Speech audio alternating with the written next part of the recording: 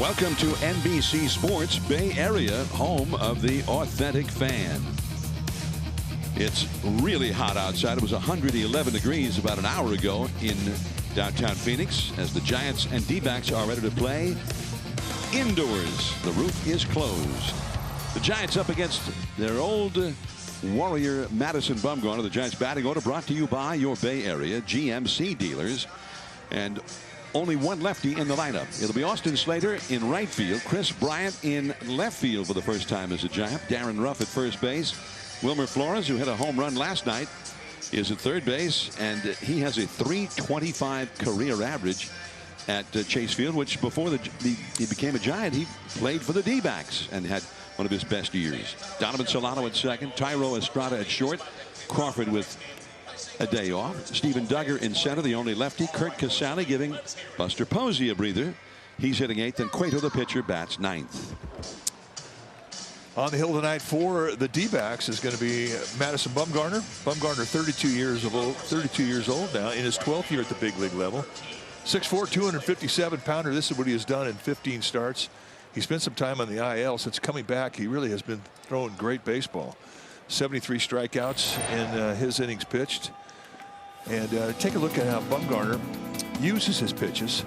The four-seamer and the cutter. I mean, that's 72% of the time you're going to see a fastball, or some kind of a fastball, something that's thrown at you with a hard speed. He also has a curveball and a changeup, all good pitches, and he's starting to throw the changeup a little more. Austin Slater leads off against him, and it's 0-1.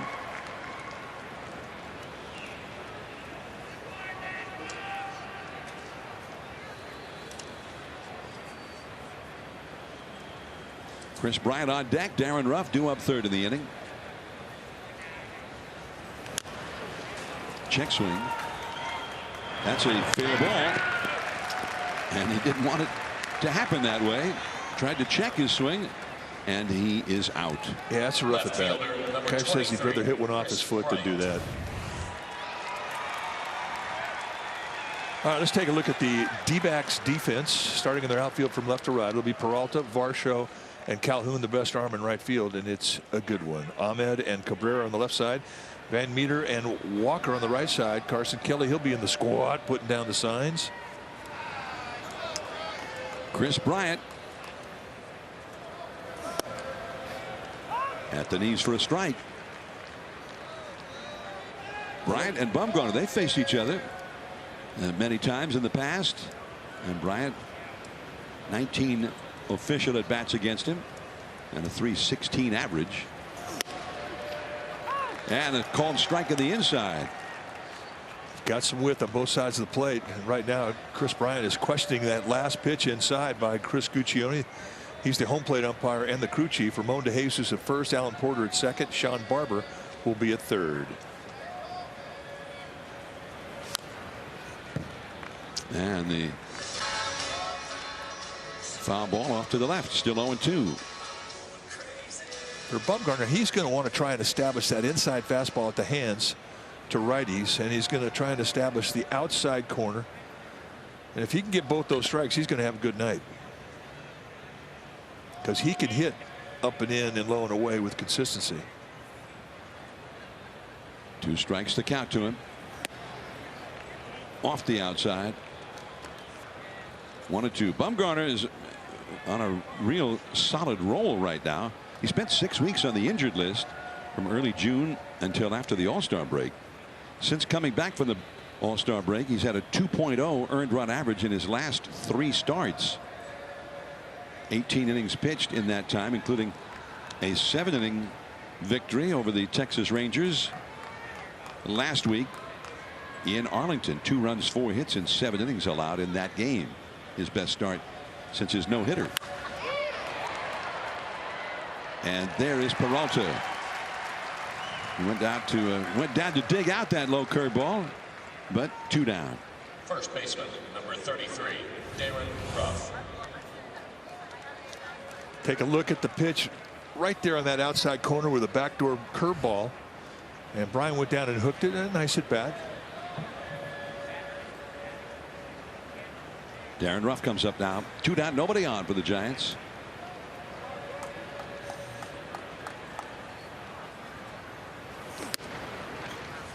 1 ball, no strikes. Bumgarner has been injured much of the time that he has been a member of the D-backs. His numbers have not been very good in a D-back uniform. Foul ball off the foot. The count 1 ball, 1 strike. Yeah, you watch him pitch, and it reminds you of all the innings that Giants fans have watched Bumgarner, watch him grow up, mature in this game, be one of the greatest postseason pitchers in history. And one thing has been consistent, he hides the ball well. Big upper body turn, low 3/4 release, and you just don't see the ball early from him.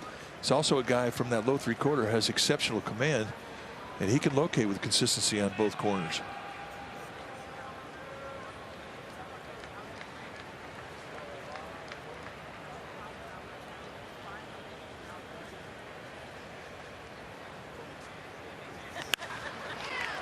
Base hit right through the hole between third and short, and he hit it really hard. Wasn't much of an opening between the third baseman and shortstop there. I mean, they pinched the third baseman, the shortstop. I mean, they're I don't know how he got it through this. I mean, he hit it hard, but there just wasn't a lot of opportunity there, and they pinched the 5.5 hole. They'll be playing side to side, side by side the next time they try and defend against Darren Ruff. He jumped off his bat at 98 miles an hour.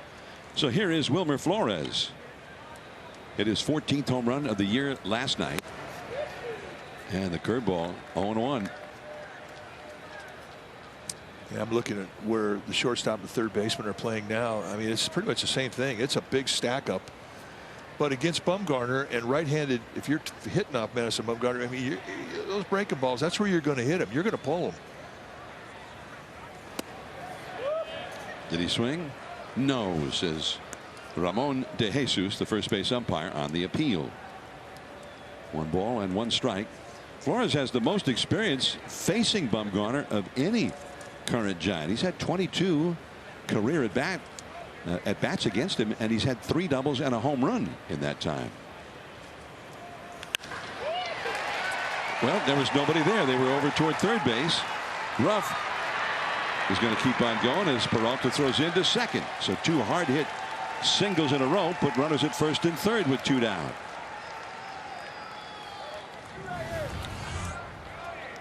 Set an outside target. Ball kind of drifts right out over the middle plate, mid-thigh. That's a good ball to hit. And he roasted. Had there been a shortstop in a traditional set, innings over. Completely takes advantage of the shift. And with the 2-out jump, an easy take at third for Darren Ruff. Well, that ball was also hit very hard, 101 miles per hour.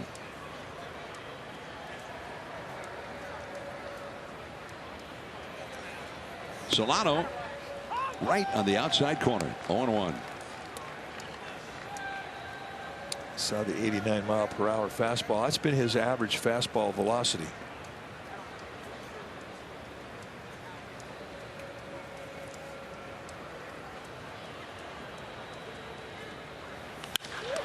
Right up the middle, but right there is Van Meter, and the inning is over. Johnny Cueto will take the mound. The Giants get a couple of hits, but do not score.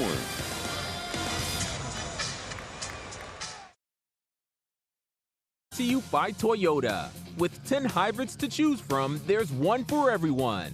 Toyota, let's go places. By Heffernan Insurance, because you're different. By Xfinity, experience a powerful and secure Wi-Fi connection for all your devices. Xfinity X5, can your internet do that? And by Nextiva.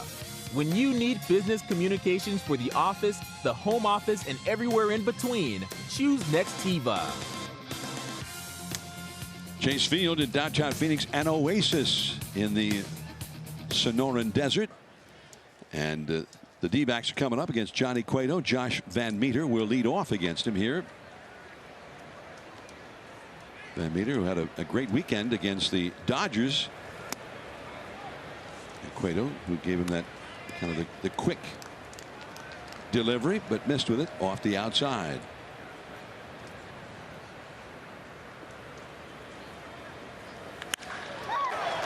Well, that one is smoked into right center field. He's going to keep going towards second base, and it got through. So he easily makes it to second as Slater hurries the ball back in. A double for Van Meter. The D-backs lineup brought to you by your Bay Area GMC dealers. We saw Van Meter, the second baseman. Now Asdrubal Cabrera at third. Cole Calhoun in right, hitting third. Carson Kelly, the catcher. David Peralta in left. Christian Walker at first. Dalton Varsho, center field. Nick Ahmed at short. And then Bumgarner, the pitcher.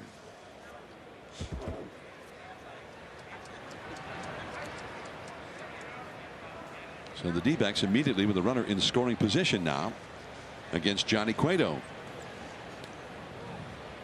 Van Meter had 4 doubles in the 3-game series against the Dodgers over the weekend when LA was in town. And he's got another one here.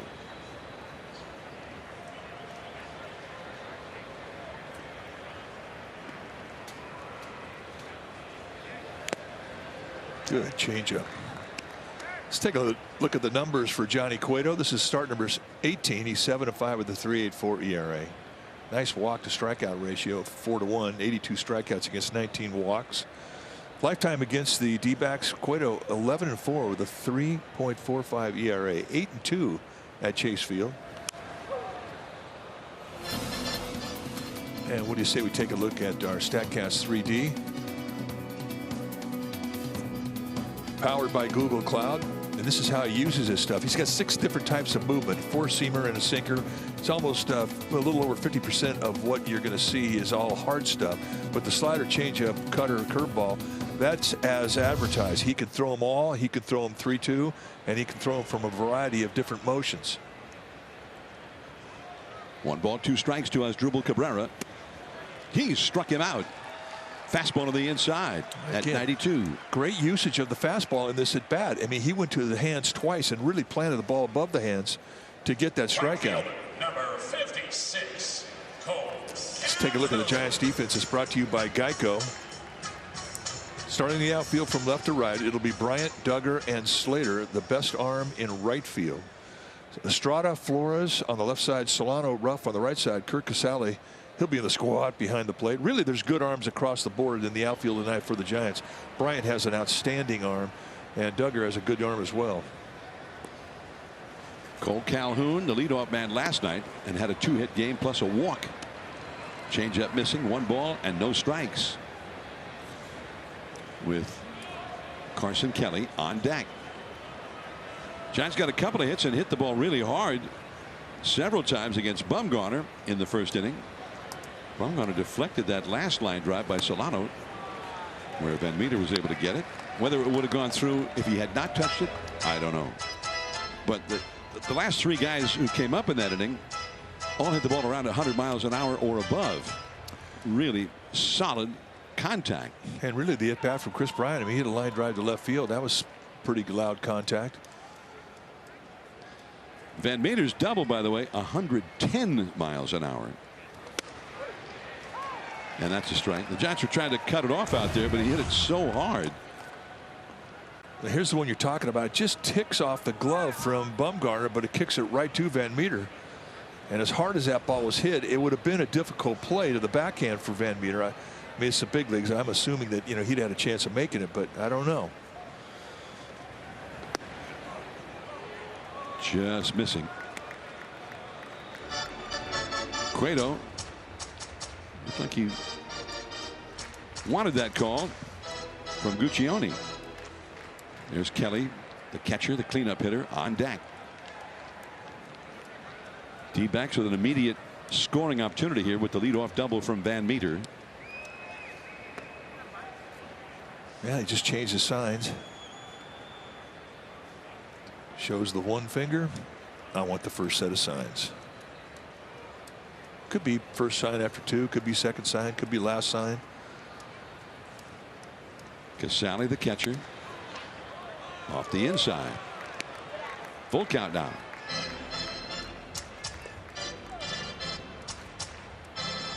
Cueto's last outing against the Dodgers, I mean, he really had a great fastball command, both 2- and 4-seam fastballs. And he was just burning corners with him all day long. And it really was not a big strike zone that he had to work with that day. That's how good his command was.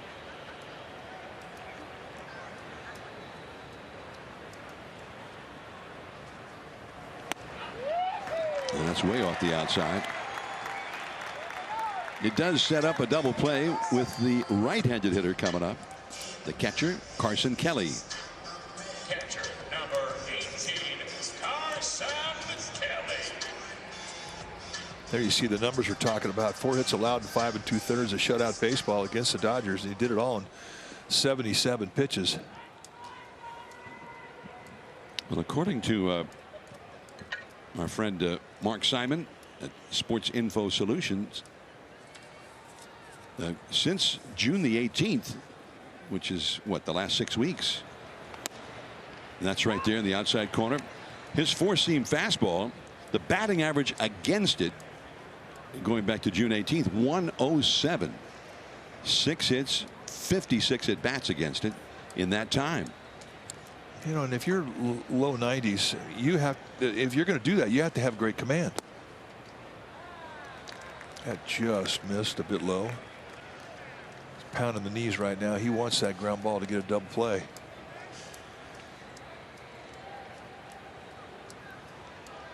One ball, one strike to count to Kelly. This got stressful immediately when Van Meter led off the inning with a double. He's at second. Calhoun at first. 1 out.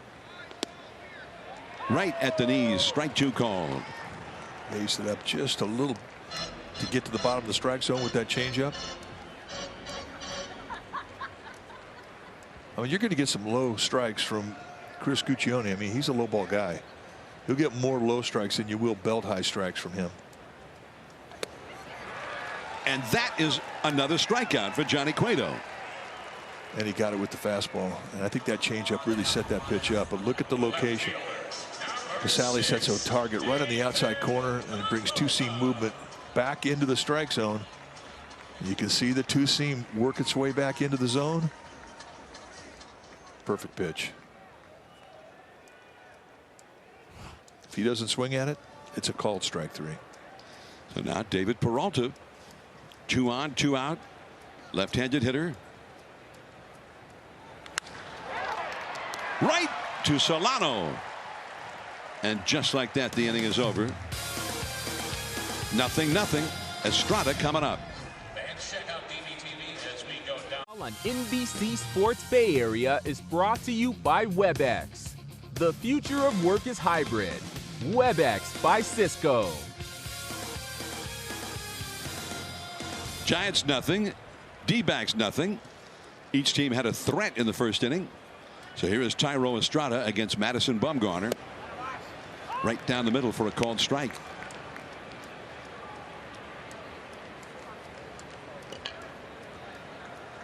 You got 2 quick working strike throwers tonight in Bumgarner and Cueto. And the off-speed delivery, chopped foul. Giants fans dressed appropriately. It's a Giants Aloha shirt. That's a good one.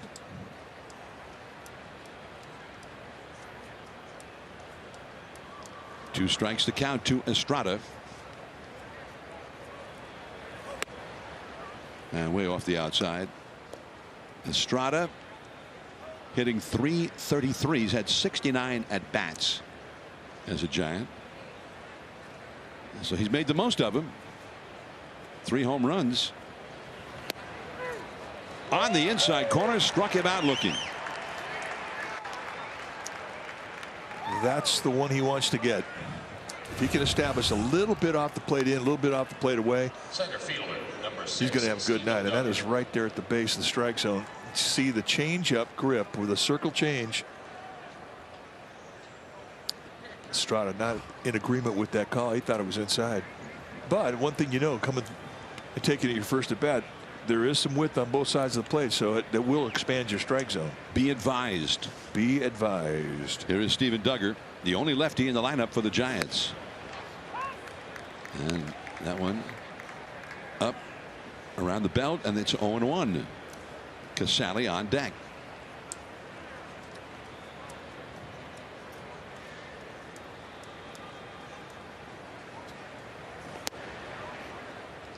A ball and a strike. The Giants had 2 down and nobody out when they got a couple of hard hit singles in a row in the first inning, and then Solano drilled one toward the middle. Bumgarner deflected to Van Meter for the final out. He got his first strikeout of the night in this inning. And we're right down the middle again, and a swinging strike. It's 1-2. That's when he's having a word with himself right now, thinking, how did I miss that? But hitting up Bumgarner's different. I mean, it's hard to get your foot down in time because of his delivery. Ooh, high and tight. That crowded him. 2-2. Bumgarner, who had that no-hitter in the 7-inning game, part of a doubleheader in Atlanta. The first unofficial no-hitter under the current doubleheader rules during the pandemic. Created a lot of controversy. Off the outside, and Bumgarner wanted that one. 3-2 the count. Bumgarner himself said afterward, well, they scheduled a 7-inning game. They said that's the game, and it wasn't rain shortened or whatever, and I pitched a no-hitter. That seems like it would be a no-hitter, doesn't it? I agree, 100%. Yeah, I think we're all in agreement. At the knees, struck him out looking. 2 down. Now a word via WebEx by Cisco. Catcher, number 2. We need that part. It's nearly done. Can you repeat that? That's better. It's done. With WebEx, the McLaren Formula One team is collaborating like never before. Introducing the WebEx Suite, driving hybrid work. Madison Bumgarner with 2 consecutive called third strikes here. Now Curt Casale. Just off the inside, 91 miles an hour. Bumgarner, who was a Giant for 11 years, 11 memorable seasons.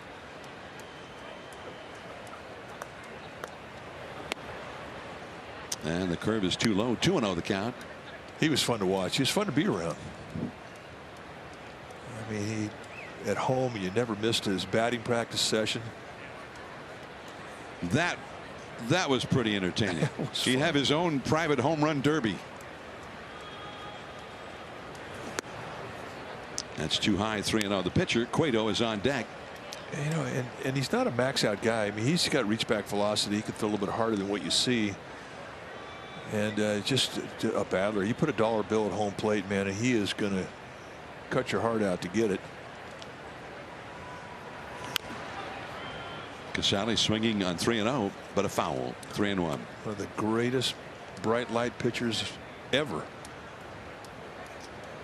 And I don't think there was one time he ever took the mound as a Giant where his teammates didn't think they were going to win that day. And this, we're talking about this 3 starts into his career, he won the clubhouse over. Back to the screen. 3-2. Fierce competitor. And of course, in his first year, when around the country, baseball pundits were saying Bumgarner shouldn't even still be pitching in this World Series. He's too young. He's going to get damaged. He's never pitched into September, much less at the end of October before. And he pitched one of the best games of that World Series for the Giants in a pivotal game. High and tight, and it's a walk for Casale. Well, that gets Cueto up this inning. That's a significant walk.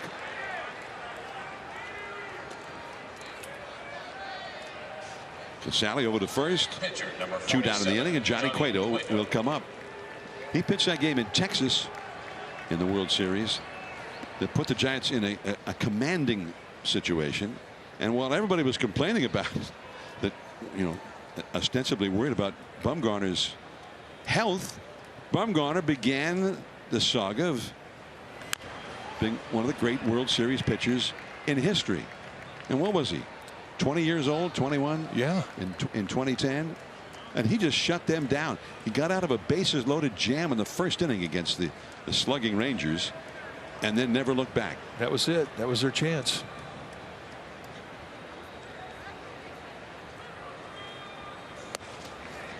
I thought one of his best starts was against the Atlanta Braves. I mean, he was raised in North Carolina. The Braves were his team. The first time he had ever been in that ballpark, he was pitching in the playoffs against that uniform he rooted for as a kid. And man, he was something else. And they were trying to tomahawk chop him into oblivion. And it ended up just the opposite. Strike two, 1-2. For him to be able to go into that environment with that much history, personal history, and to pitch like he did in a playoff game, that was just incredible. Cueto in the air, but he was playing him shallow anyway. Calhoun's got it. 0-0. Christian Walker coming up against Cueto. The Cadillac Ultimate Play. Madison Bumgarner, the 2014 World Series Game 7. Just 2 days after he had thrown a 117-pitch shutout in Game 5. Bumgarner came back with the Giants leading 3-2 and took the ball in the 5th inning and went the rest of the way against Kansas City in the clinching Game 7. And he got a buster hug, one of many for Bumgarner. That was one of the epic performances in World Series history. 5 shutout innings on 2 days of rest as the Giants won their 3rd World Series title in a 5-year period. And Bumgarner, in those 3 World Series, allowed 1 run in 25 innings pitched. It's just unbelievable. And he brought Macho back to the starting pitcher position. It did come down. You remember there was a ball that dropped in front of Blanco with 2 down and skipped by him. That ball is dribbled foul by Walker. Not a great moment. And then the guy ended up at third. Alex Gordon ended up third. So there's the tying run at third base. And the only guy who had ever knocked in a run against Bumgarner in his World Series career was the guy at the plate, Salvi Perez. And they had a battle, and Bumgarner got the pop up to Pablo. Game over. And there was Madison Bumgarner doing it again under the brightest of all possible lights in the World Series, as he had done already so many times. Muscled into shallow left and in front of Chris Bryant for a base hit.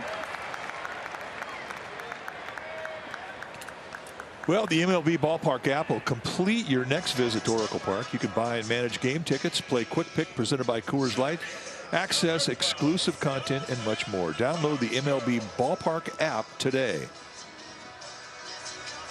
Giants fans in the ballpark. We heard a lot of them.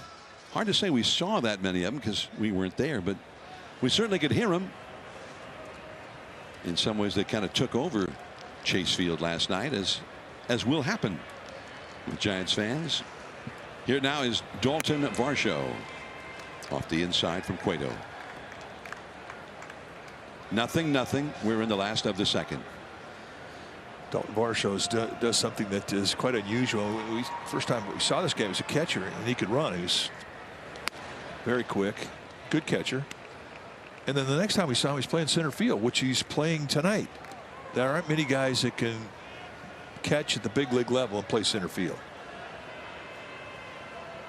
And Craig Biggio. I mean, Biggio is the guy that always pops into my mind, who is now, of course, in the Hall of Fame. Biggio, of course, also played second base. That's where he ended up. You know who else did that was Dale Murphy. And Murphy he was a catcher and had the thing, right? All of a sudden he couldn't throw the ball straight. He tried to throw the ball back to the pitcher, and it might end up with the second baseman or the shortstop or in the dirt. And I think he belongs in the Hall of Fame. Oh, Dale Murphy. No question. You knew when you were playing against him, this guy's going to be a Hall of Famer. He is that good. And the ballparks were bigger. He was a great defensive player, Gold Glover. Nope, he didn't get that one. And he was a total ambassador in Atlanta. I mean, he did everything the Braves organization asked him to do. Had all the time in the world for fans, microphones. Just represented that organization beautifully. And he didn't always have a lot of big boppers hitting around him either. Varsho with a high pop-up. And it's Tyro Estrada calling off Flores. 1 away. Walker still at first. Shortstop, number 13. Nick Ahmed coming up now. Dale Murphy. When I was traveling all over doing games on Sunday night, national games, every once in a while I'd run into Dale Murphy in an airport somewhere, because he did a lot of motivational speaking, and great guy. And he just, year after year, he would have almost the same year every year. 36 home runs, 115 RBIs, Gold Glove in center field.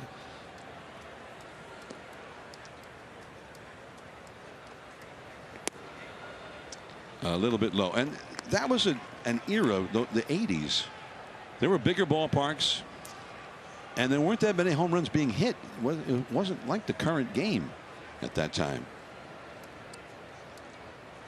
I don't know if the pitching was better or a different ball or whatever it was, but he was preeminent in the power game. That is fair into the corner. Digging for third is Walker. Bryant relays it in, and the run will score. 1-0 Arizona.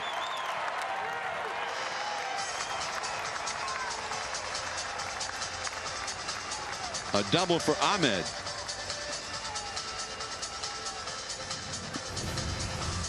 The ball got in the corner. Take a look at the location. Two-seamer right there above the belt, middle end, and he just turns on it. And as Bryant was coming over to dig it out of the corner, he kind of lost his footing. And that was it. And Tony Perez-Chica, the third base coach, just saw that and said, keep on trucking.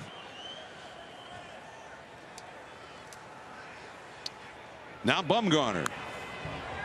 And a mighty cut on a high fastball. Yeah, if it hurts, don't swing, Bum. That's all those years watching his batting practice. He'd get in the cage. There was never a round of BP to get loose. It was just wheel and fire. First pitch he saw, he wanted to hit it 600 feet. Did he swing? No. Ramon De Jesus, first base umpire on appeal, said no. He checked. 1-1. Bumgarner's not having a very good year with the bat. 130 average, 3 for 23. He does have a double and 2 runs batted in. 2-1. And Cueto's pitching the way you have to. You've got to be respectful of him. You can't just lay something in there. And Bumgarner's not a guy who just sits on fastball. He'll look for an off-speed pitch. And if he gets it, and he'll barrel it up. It's in the strike zone.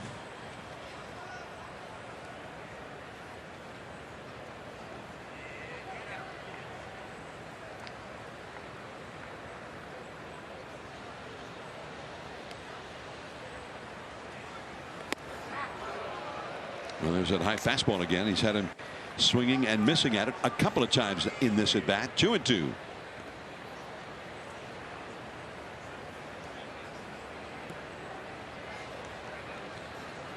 Bumgarner 0 for 5 with 3 strikeouts in his career. The handful of times that he's faced Johnny Cueto.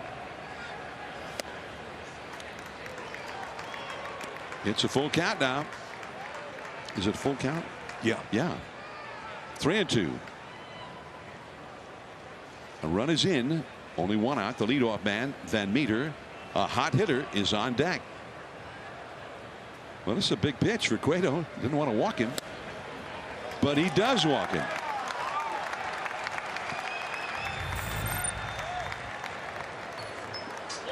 Now we go back to opening day 2017 with Zach Greinke on the hill, and Bumgarner hits a home run, and later on against Chafin, the lefty, he hits another home run. It's one of the rare times you saw Bumgarner smile in the middle of the ball game. 2 homers on opening day, no less. It did not end well that day. Diamondbacks came back against Mark Melanson, and it wound up being a frustrating outing. Yeah. Which kind of was the way that whole season went. That 2-seamer, and he got the strike, the high strike on the inside. 0-1 to Van Meter, who ripped a double into the gap in right center his first time. 2 men on, only 1 man out.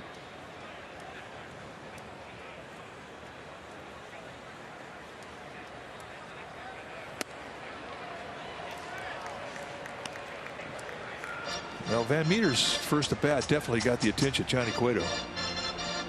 Cueto doesn't know him, and for a veteran pitcher facing against a young hitter that you don't know, I mean, you don't know where the hot spots are in his swing. You don't know where his weaknesses are. He's an unsolved puzzle.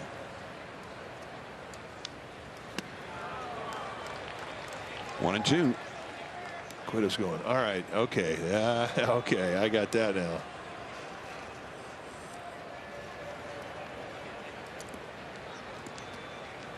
Doesn't like changeups. Will chase below the zone. Of course, with Cueto, if he gets you swinging below the zone, he'll try and heat you up above the letters with a fastball.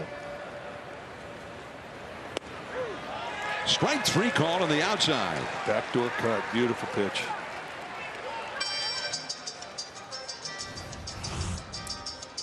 Set up the target, and Casali doesn't even have to move his glove. That's how perfect that pitch was.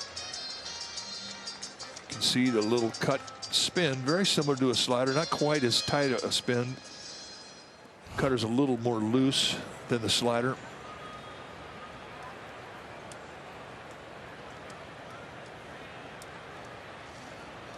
Two down in the inning. Here is Asdrubal Cabrera, the veteran. He struck out his first time. In the dirt and blocked by Casali. Wait a minute. Is he saying he took the mask off and used it to stop the ball? That's exactly what he's saying. It's illegal. You can't do it. And they just cost him 2 increments of 90 feet. Now Casali's pleading his case right here, and it's going to get Gabe Kapler over here in this conversation.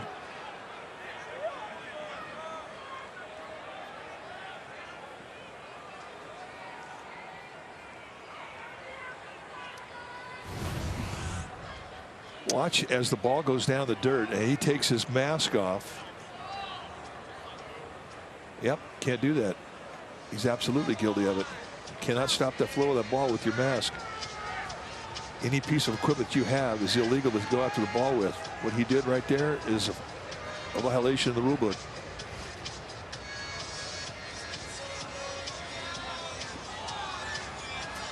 Looks like that's giving Buster Posey a headache. Yeah, I mean, and Casali gets an air out of it.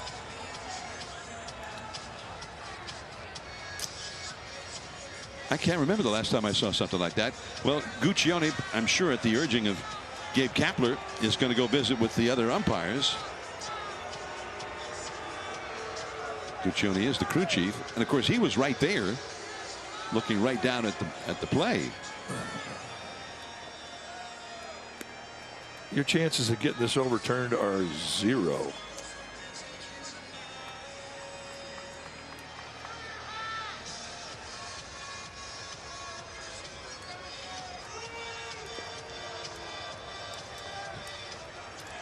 So now runners at second and third. One more look. Mask comes off. And just very innocently reaches out and just kind of smothers it. You can't do that. When I was a kid, I used to think it would be great if an outfielder went back to the warning track and a ball was going to get hit out and you just throw your glove up and hit the ball and knock it down and catch it. I thought that'd be a great play. Well, you can't do that. You can't use your glove to throw the ball, the glove at a ball. You can't use your mask or your helmet as a catcher. You can't use your hat as a defensive player in the field.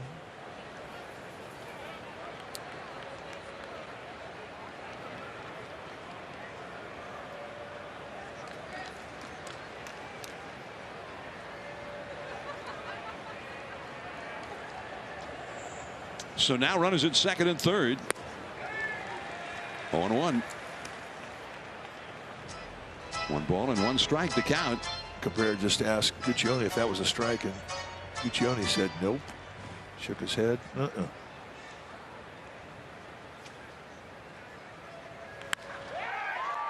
Hit hard.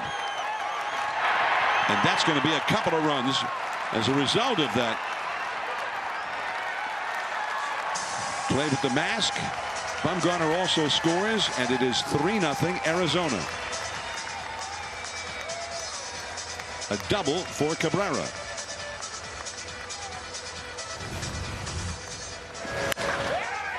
Just hooks it.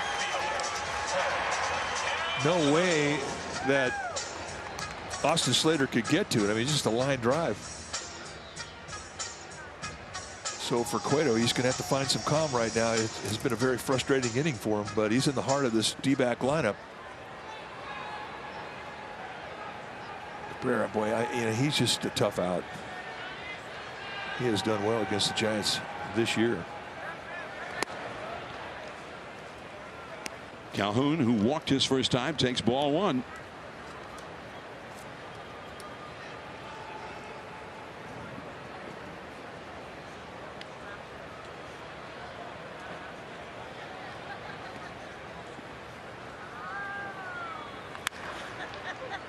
And that's pulled foul off the first base side.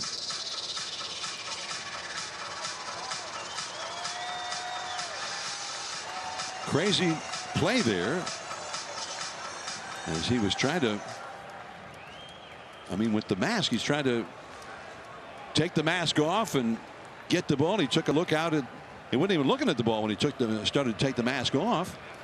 Although you couldn't help but conclude that, well, he used the mask to stop the ball from rolling away from him. I guess that was his point, is I was just taking the mask off.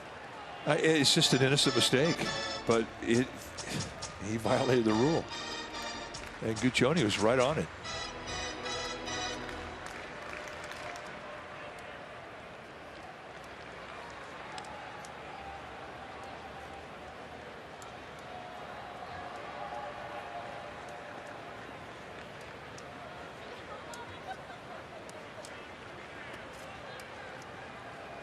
One and two. It's been a rugged inning for Johnny Cueto. He's thrown 26 pitches in this inning. And he also walked Madison Bumgarner, which did not help his cause. Bumgarner scored a run after the, I don't even know what do they call that with the illegal use of the equipment? Well, I think that would pretty much sum it up.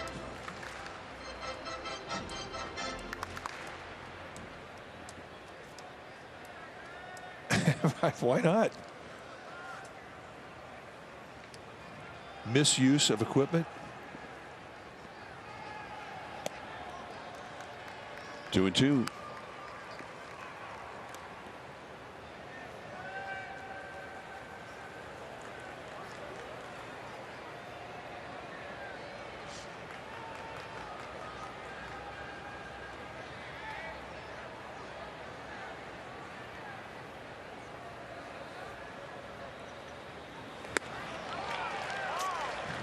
They got him to chase that one to end the inning at long last. Cueto walks off shaking his head. Top of the order, Slater, Bryant, and Ruff. Fans, enjoy fireworks. NBC Sports Bay Area is brought to you by River Rock Casino. Start earning tickets for your chance to win a new Jeep on Saturday, August 28th.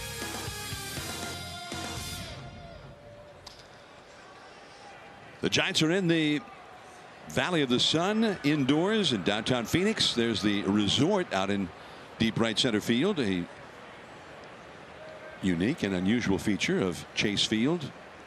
The Giants now are down by 3 runs against their former teammate Madison Bumgarner. Top of the order coming up, and Slater pops one into shallow center. Van Meter out, and on one pitch, Bumgarner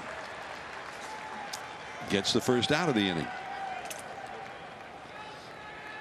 Get $9 tickets to all August games with the Summer Savings Flash Sale, exclusive to Visa cardholders. Save up to 60% on bleacher and view level tickets with this limited time offer. Special lower level pricing is also available for all games. Act fast because this sale only lasts for 48 hours and ends Thursday at 2 o'clock in the afternoon. To purchase $9 tickets, visit sfgiants.com/visa. The summer savings flash sale, and it's going on right now. 0-1 to Chris Bryant.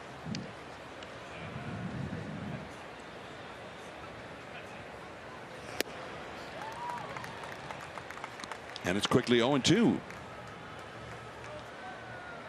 By the way, that rule about the with the mask, Rule 506, and under Section 4, subsection D, that's off the outside. If with the detached equipment, in this case the mask of Casale, being not where it is supposed to be normally. And the word is, if a fielder deliberately touches a thrown ball with his cap, mask, or any part of his uniform detached from its proper place on his person, then it says, and this is if a ball is hit, but that's 2 bases. Or if he touches a thrown ball, 2 bases.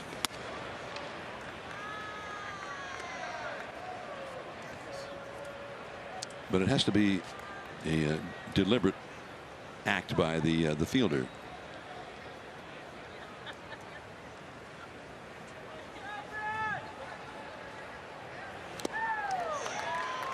And that's a foul tip held by Carson Kelly.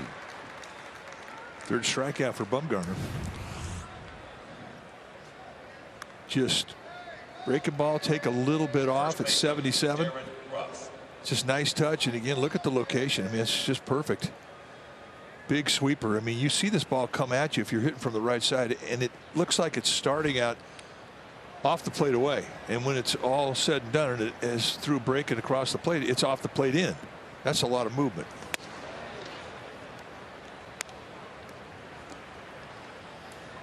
Chris Bryant 0 for 2 against Bumgarner in this one. He also was held hitless by Bumgarner when the Cubs were in Arizona a while back. That is in there for a strike. 1-1 the count to Ruff, who ripped a single in the left field his first time. He's been really hot lately.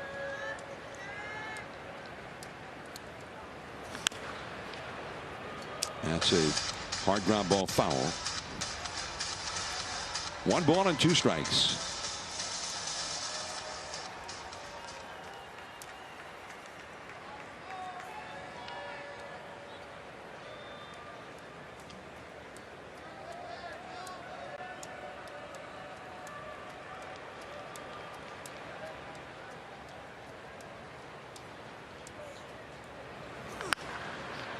And he clobbers that one as well. Still 1-2 to Ruff with Flores on deck, hoping to get an at bat here. Chance trying to come from behind baseball, trailing 3-0 as we play here in the 3rd inning. Hard stuff in, soft stuff down back foot. 2-2 as the Bryant family.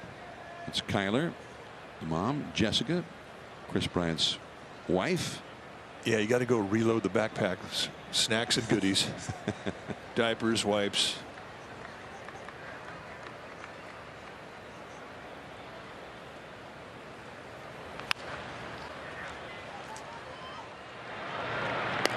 And that is the inning as Drupal Cabrera throwing out Darren Ruff in a shutdown inning for Bumgarner.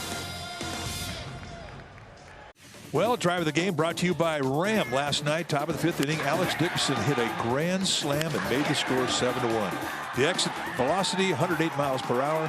Launch angle 23 degrees. He hit it 437 feet. Dickerson's 3rd career grand slam, his 2nd at Chase Field. That's our drive of the game brought to you by Ram. Cueto too low. With the changeup to Carson Kelly, who struck out his first time. Okay, here we go. I think I have another interpretation here for us, John. There's the ball too high. 2-0. Rule number 7.04. Each runner other than the batter without the liability to be put out, they advance one base when a fielder deliberately touches a pitch ball with his cap, mask, or any part of his uniform detached from its proper place on his person. One base. All right. And that's what they did. 3-1 the count now. Although Rule 5.06 has a section where it describes the same thing. It says 2 bases. So. Yeah, I think that's when you throw it. I think they were still. He was still holding the mask when he stopped it. So therefore, it's a 1 base. If he throws the mask to stop it, then it's 2 bases. Yeah.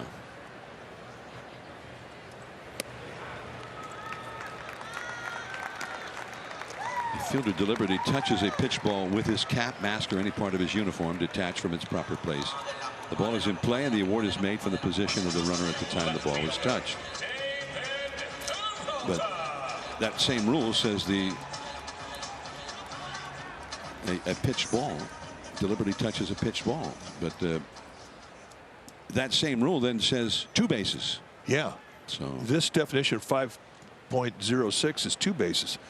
The rule 7.04 is 1.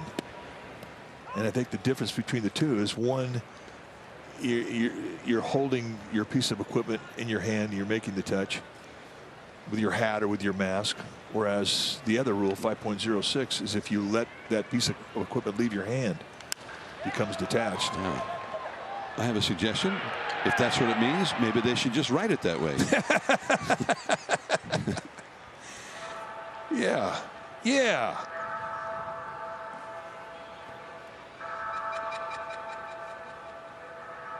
First baseman, anyway, it's always interesting to pull out the rule book and try to make sure you're conversant with all of it. I remember there was a guy who ended up being a major league manager, Ray Miller, who had been a pitching coach under Earl Weaver. And he told Earl, he said, one day I'd like to be a manager. You have any suggestions? That is a foul that goes out of play off the bat of Christian Walker. And Earl said, get a rule book. And every time you see something during a game, make a notation in that rule book. And then you'll learn the whole rule book because you'll have seen it all in action and you can write your notation about it. So he did that for several years. And one day Earl got a big argument with the plate umpire. And he told the bat boy to go into Ray Miller and get his rule book.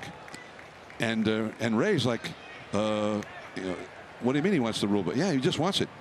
So he gives him the rule book, and Earl takes the rule book. He opens it up and starts pointing to some rule in there. Gets ejected, at which point he tears up the rule book into 1,000 pieces. And Ray is kind of like, yeah, oh. 10 years of my life right there, Earl. Oh, that's hysterical. Made for a great highlight on the sports news highlight shows. Well, the next baseball movie that's written, that's got to be in it. It's a great scene. Now to play, 92-mile-an-hour fastball from Johnny Cueto.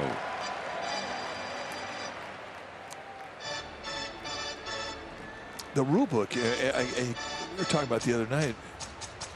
You read it every year to refresh, and you're always going to learn something new, and you're always going to be foggy on like 6 things you thought you knew. It is one of the most unique books on the planet because it changes. That is all for Walker. 2 down, and now a brief message from Tahoe Blue Vodka.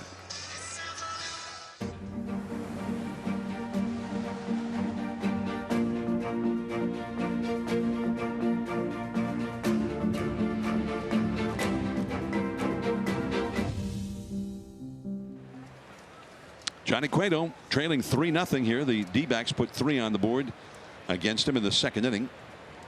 He's got a runner at first, and here is Dalton Varsho.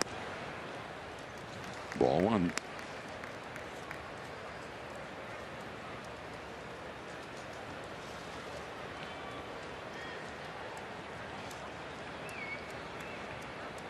Varsho popped up to short his first time. Going back in center field. Duggar under it. And he's got it. Dave Fleming will be coming along from down the hall in the radio booth. Stay tuned for Dave working with Mike. Flores coming up. Here in San Francisco, welcome you back to Chase Field in Arizona. It is 3-0 at Diamondbacks. We head to the top of the 4th inning. And joining us now in the booth, my pal and my partner, Dave Fleming. Isn't it always fun to do a deep dive into the obscure reaches of the rule book? I love it. I love it. Killed a lot of hours on bus rides with that rule book. Oh, man.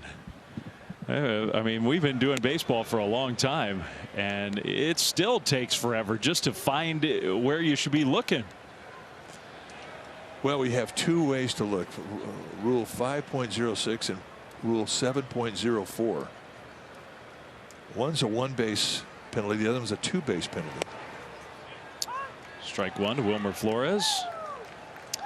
It's just a play you almost never see. Kurt Casale was involved. It came in the midst of the 3-run second inning, which right now is the difference in the game. And it did help the Diamondbacks score that 3rd run. Wilmer against the curveball, missed it, 1-2. Well, no doubt. I mean, it moved Bumgarner up to second base, and then a double off the bat of Cabrera, and it became an easy score for Bumgarner. If he's at first base, he doesn't score. Flores, who had a base hit his first time up. Giants only have 2 hits so far against Bumgarner. And now finally Wilmer gets impatient.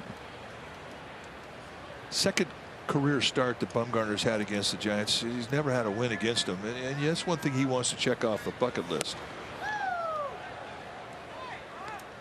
As competitive as he is. When he started against the Giants here in San Francisco last September, I mean, he didn't get knocked around, but he only went 4 innings. The Giants kind of wore him out. And there were no fans, which kind of made it a strange night. Curveball struck him out swinging. Tell you one thing that Bumgarner has done a good job of is getting that first guy out in every inning. On the other side of the coin, Johnny Cueto has not been able to get that first guy out in any of the 3 innings he's pitched. That's a big difference. There's the line you're talking about last year when in September when the Giants faced Bumgarner. Couple home runs against him. 72 pitches in 4 innings. Ball 1 to Donovan Solano, who got a little bit unlucky his first time up. Giants were putting some pressure on Bumgarner in that first inning, and Solano hit a rocket up the middle, and Bumgarner deflected it, and it ricocheted to the second baseman, who threw him out. The side was retired. That one is ripped to left down the line. A foul ball by inches.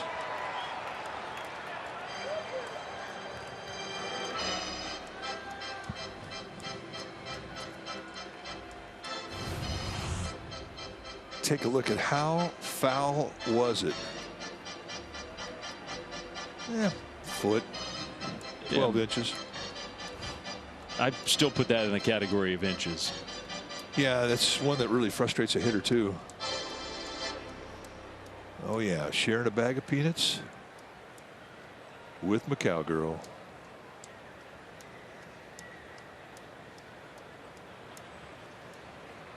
Here's the 1-1. Solano back in the box. 2-1.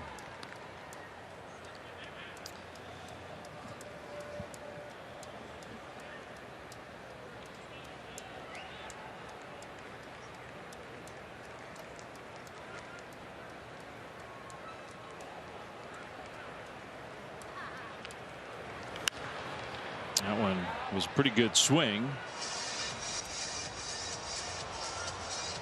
I mean, I defer to you as the pitcher, as the analyst. Bumgarner looks a lot like the Bumgarner that we saw. I mean, he's throwing the ball well. He's in good shape. He seems to be healthy. The one difference to me is he does use his curveball a little bit differently. We started to see that toward the end of his Giants tenure a little bit. Well, he's using it on both sides of the strike zone on the corner, number one, but he's also back at speeds off that curveball. We've seen it go anywhere from 84 miles per hour down to 76 miles per hour. That's the same pitch. That's just good touch. And you look at this guy, he's 6'4", 255 pounds. You don't think of him as a touch guy, but he absolutely is. Got a nice feel of all of his pitches. Can add some track velocity. Still has the same exit velocity on his snot rockets, I see. 114 miles per hour 2 innings ago. Leads big league baseball in that category. If you hit your foot, it'll break a toe. He was unhappy he didn't put Donovan Solano away on that last pitch.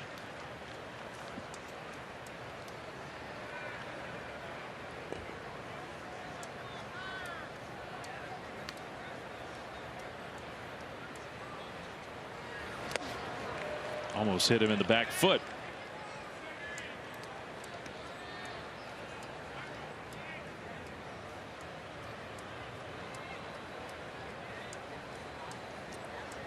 Thairo Estrada will bat next. Giants have just about all the righties in tonight.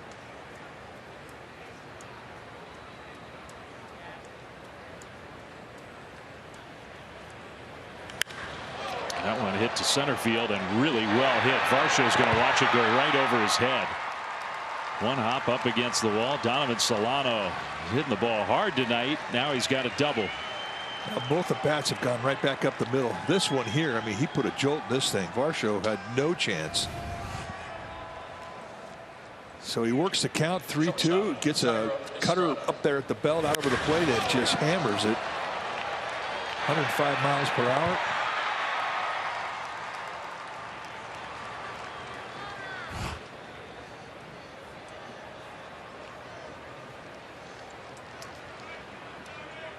So Donovan Solano in scoring position. The Giants, I think, would do well to just get on the board.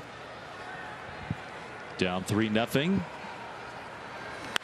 Estrada line drive, caught it short. It's going to be a double play. Wow. So that ball was hit hard, and instead of a base hit and a run, it's 2 outs, middle 4, 3-0 D-backs. Unbelievable.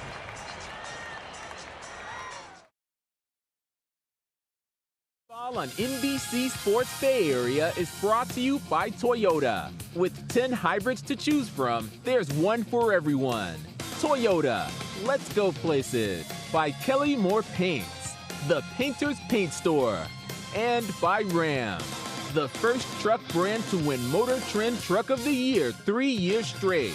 Visit ram.com today. Nighttime in Phoenix, roof closed. Another scorching hot day in the desert. Diamondbacks have a 3-0 lead over the Giants. Johnny Cueto back to work, bottom 4. And it's the part of the lineup that really hurt him in the 3-run second inning. Ahmed, who knocked in the first run with a double, then Bumgarner, who walked and scored a run.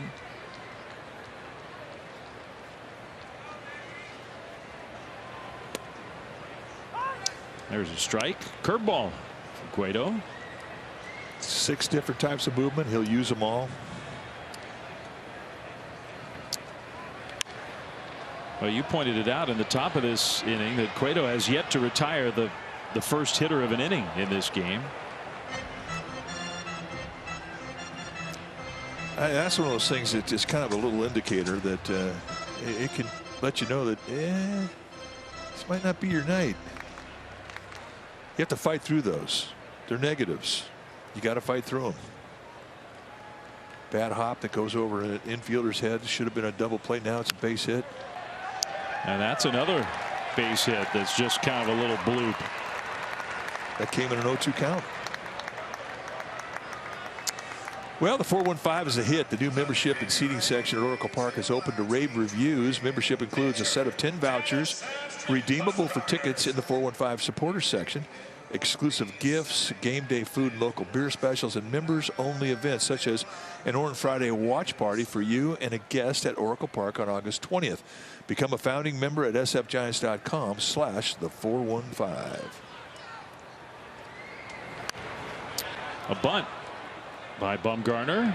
Darren Ruff's going to take the out at first. I mean, it's the right play with the top of the order coming up. But Second baseman. You wanted to see Bum hit. I think everybody always wants to see Bum swing the bat. I used to enjoy watching him hit more when he was wearing the Giants uniform. Oh yeah, he Just was personally.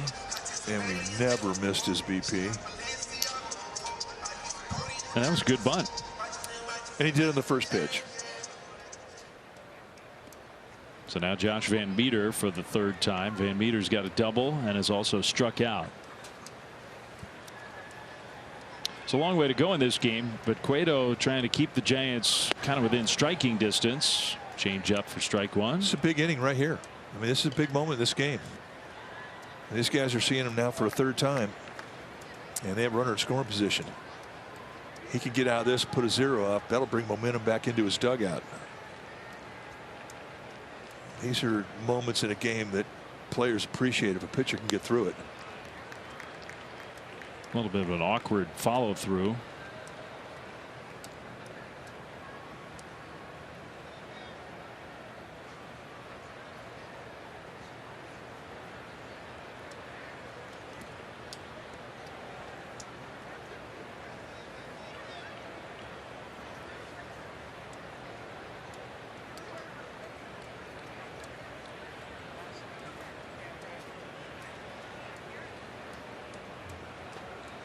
All right, Cueto's ready to go again.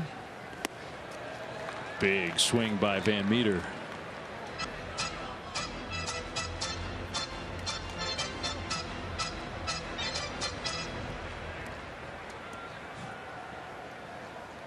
Van Meter, I mean, he's a big part of the conversation of the dugout right now amongst the pitchers, trying to figure this guy out. He's had some really good at bats in this first couple of games. He has. Good block by Kirk Casale. That's big, keeping Ahmed at second with only one out.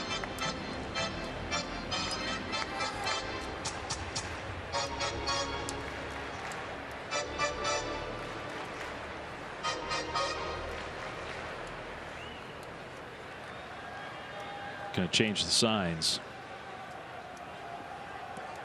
Well, and you have a middle infielder at second base. I mean, they're thieves. Middle infielders, catchers, and pitchers are all guys that I think are best at picking up signs from opposing catchers when they're runners at second. On the ground, right back to Cueto. He's going to go get Ahmed in a rundown. Estrada to Flores to Solano, and he'll tag out Ahmed. I thought he did. Well, he said he got him in the foot. The umpire said no. Alan Porter didn't see the contact point. He said he got him on his back foot. I think he said, well, the foot. I mean, I doubt Solano would have just sort of stopped if he hadn't actually tagged him. As of right now, though, no out recorded on that play. Yeah, everything goes good right here. They get him going back to the smaller base. Hands it off. All right, let's take a look at this angle here. We're looking for contact on a foot. Call on the field is that the runner was safe at second base. Giants are challenging. Yeah, he's out. Definitely tagged him.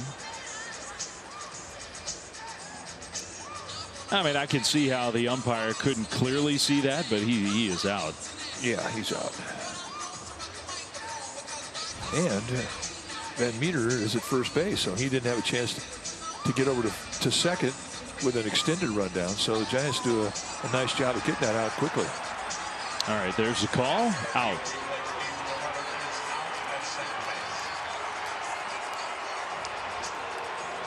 So that play will go Cueto to Estrada to Flores to Solano.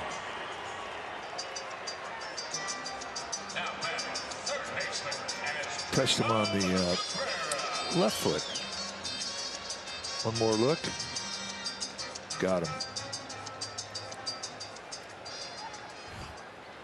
Showed Terravello over in the D-backs dugout, and it looked like somebody stole the potato chips out of his lunch pail. He had a bad look on his face. That or the Twinkie. That's a whole different look.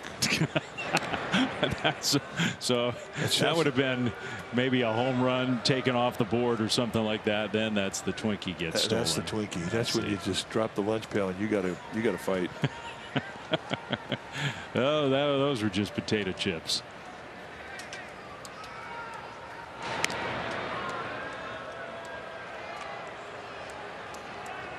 So Van Meter is the runner at first. And that was a good point you made about how they got the out quickly enough to where Van Meter could only get to first. I mean, that's not a given either, because Van Meter's got good speed.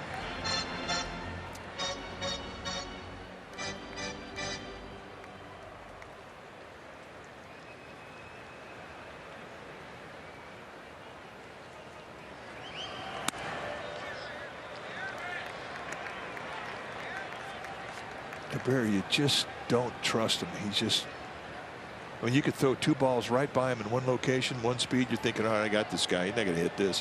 Whap. I mean, if you're pitching to a guy, especially in a situation where you're down, I mean, you want to be able to go to areas where you know he can't hit it. Pitches you know he can't hit. And with Cabrera, you just can't say that.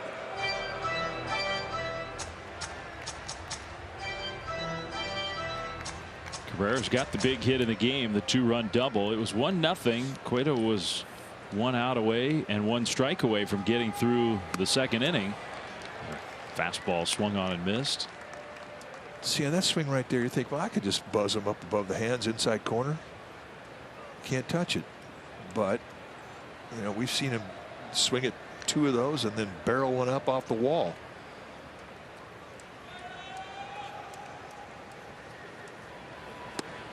Change up. Nice 2-pitch sequence to even the count. Got to take the helmet off. Helmet's off. Redo the Velcro. Readjust. One more time with the hat. I mean, he takes forever to get in the batter's box. Johnny Cueto, nonplussed. Just doesn't seem to bother him. No.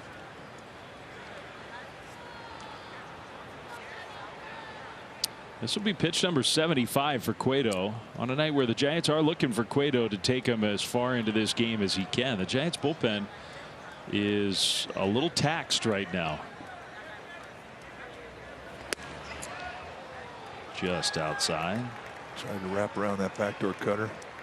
Interesting time of the game, though. I mean, at the top of the 5th, he comes up in the Johnny Cueto spot in the lineup. He's hitting 3rd. So if you get a couple guys on or even one, they may make a move on him. And that pitch count may have something to do with it. I mean, he'll tell you he's got enough to get to 6, which he'd love to give the Giants. Well, maybe if you get one runner on base in a spot where a bunt is a decent play, you can leave him in. That's sort of getting ahead of ourselves, but it is a good point, and those are the kind of things that Gabe Kapler's already thinking about in that dugout. Totally. Now, if he's cruising and he's in 4th inning, he's got 50 pitches up there. Maybe they don't pitch. Yeah.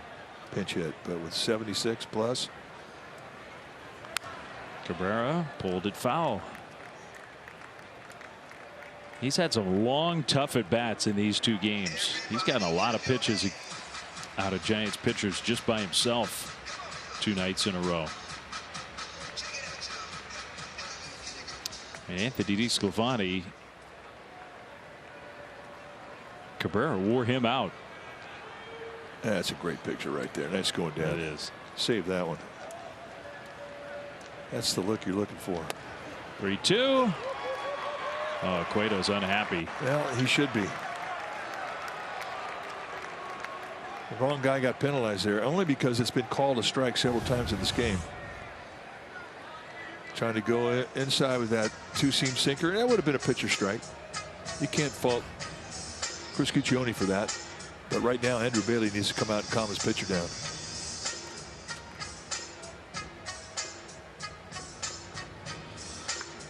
So we got a Nextiva meeting on the mound. When you need business communications for the office, the home office, and everywhere in between, choose Nextiva.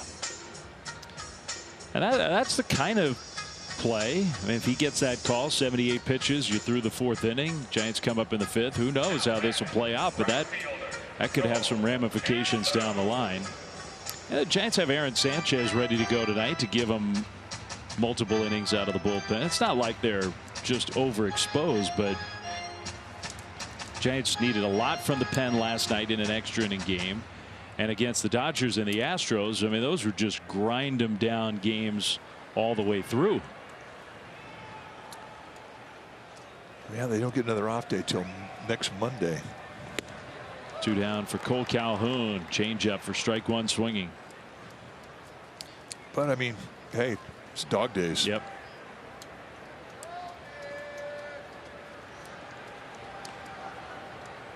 I mean, all season long, the Giants' organizational depth has been challenged, and they've responded. They've answered the challenge. But it doesn't figure to get it a whole lot easier between now and September 1st. And September isn't even like the traditional Septembers where you could have as many call-ups as you wanted.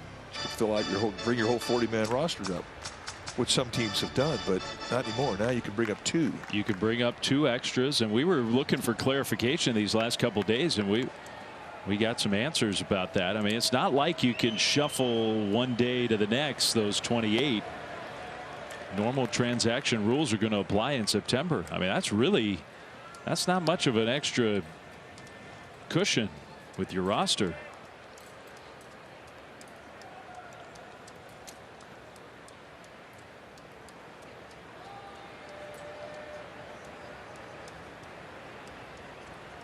One and 2 to Calhoun. 2 on, 2 out. That one is lined to center field. Duggar will make the catch. That was not an easy play. Duggar made it though, and Cueto gets out of it. On to the 5th. 3-0 D-backs. Fans and viewers celebrating your birthday here at Chase Field. Appliance for free next day delivery on select in-stock appliances. For more info, go to airportappliance.com.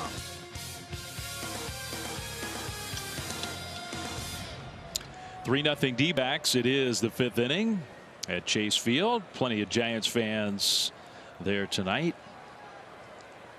And Giants have some work to do against an old Giants favorite, Madison Bumgarner, working against Steven Duggar. First pitch swing and a fly ball center field. Well, the trend continues for Bum. 5 innings. He's retired the leadoff hitter all 5 times. Well, come out to Oracle Park on Friday, August 13th for a post-game fireworks show. Following the Friday game, everyone in attendance can enjoy a great fireworks show at the ballpark. You need tickets? Go to sfgiants.com. 4-game series, August 12th through the 15th. So that's 1 week from this Friday.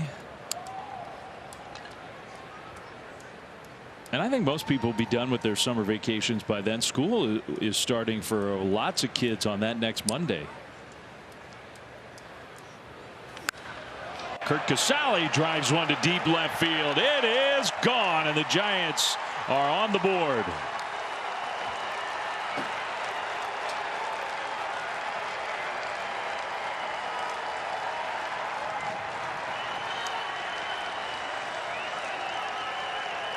No cheap home run. He hit it hard, and he hit it a long way. Got a high fastball. Just put a batting practice charge into it. That's the elevation right there on contact location. Johnny Cueto hits for himself here. We were talking about some options for Gabe Kapler with the bases empty. Cueto pops out. That's out number 2. So 5th home run of the year for Kurt Casale. Right fielder Austin Slater. Up comes Austin Slater. Slater has had 2 at-bats that have not made him very happy. Well, he hasn't seen a lot of pitches either. He has not. And that's part of what I meant by that. He drives that one to right field, and it's going to whistle right over the head of Calhoun. One hop over the wall. All right, that one will make him a little happier. That'll put a smile on his face. I mean, That thing was blistered.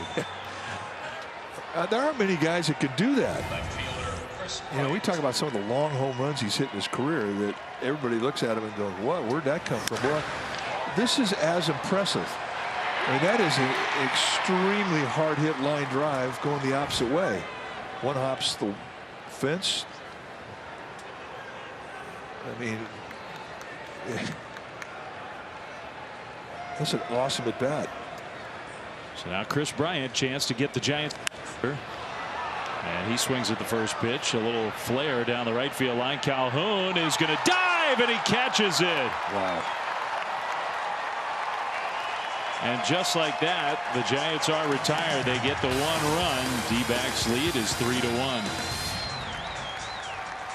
Mobile coverage cam. The mid-home robotic camera is a great coverage cam at Chase Field. The backstop robo provides great shots from behind home plate, and it puts viewers in the box seats for a close lookup at all the game action from a very low level. The T-Mobile coverage cam.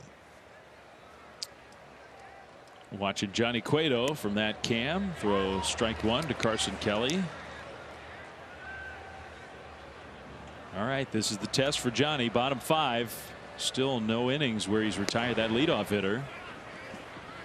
Well, he just got a shot of energy with that swing of the bat from Kirk Casale. Put a run on the board.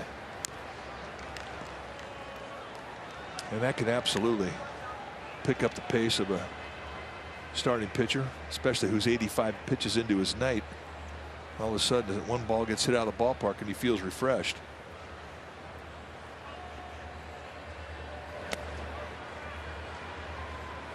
Two and two. It's interesting. The Giants have been really aggressive against Madison Bumgarner. He's pitched 5 innings. He's only thrown 68 pitches. Yeah, they've swung at a lot of first pitches from him. Fouled back. Meanwhile, it just seems like every hitter's had at least 6 pitches from Johnny Cueto. It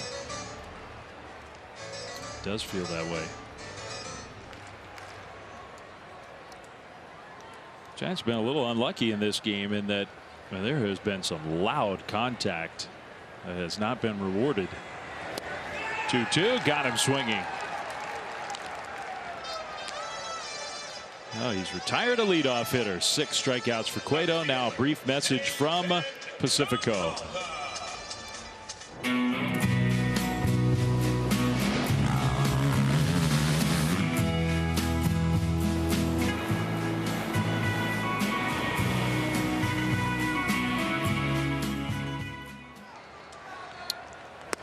Peralta takes strike 1. Peralta's 0 for 2. 90th pitch of the night for Cueto.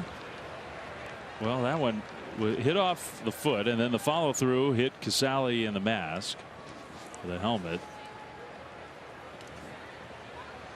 I think right now Peralta doesn't even know he did that to Casale. He might not. Once you hit one off your leg, your world tends to get very small. I might have hit it above that shin guard.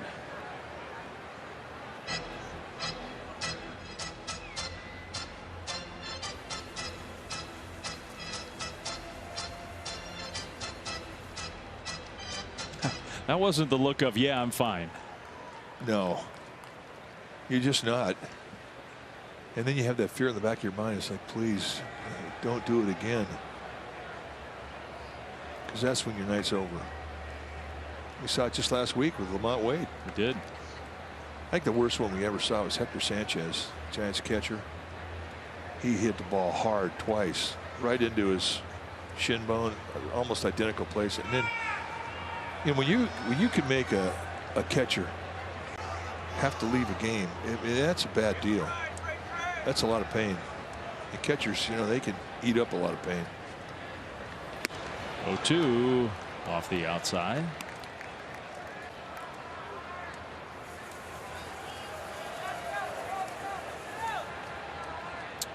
Hector had some painful moments in his Giants career. He went around. That's strike 3 swinging on the high fastball. That's 7 strikeouts for Johnny Cueto. And 6 of those strikeouts have been swing and miss strike threes. Here he gets him to climb the ladder. Chase above the letters. Yeah, but you just wonder how much concentration was taken away once he hit that ball into his leg. I mean, you need concentration to stay in the strike zone. Cueto's tied his season high with those 7 strikeouts. He's had a good fastball again tonight. His fastball lately has been really good. Seen high velocity from him. His last outing, he hit 95 a couple times. Maybe 196. I think you're right. I think he did have a 96. Almost like a quick pitch there, but he missed 2-0. But it was more than that. It wasn't just putting a number on a velocity. It was the way he hit the corners with both types of fastball, the 4-seam and the 2-seam.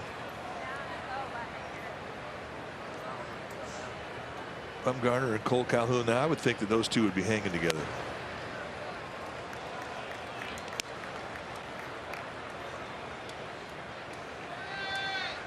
Looked like Bum's pretty relaxed sitting there watching the game. Getting ready to pitch in the 6th inning. 3-0. That's a strike.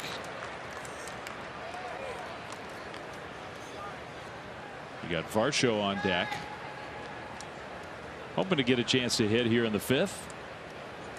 A lot of pitches, as you said. I mean, a lot of these at bats have gone on. This is number 97 for the game. We're still in the 5th inning.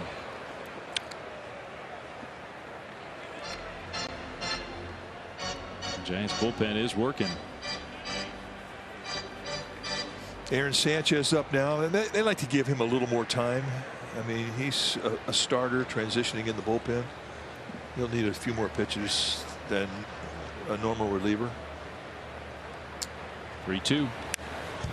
Foul back. Cueto. You saw the look on Cueto's face. Man, he got away with a location mistake.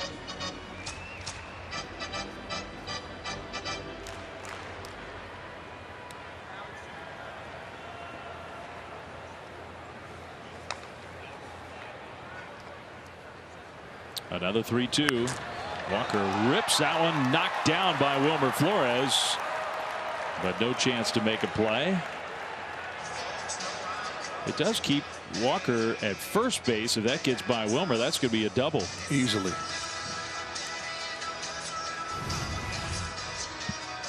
Let's take a look at the bullet hit to the backhander. He had it and he just couldn't keep it in the pocket.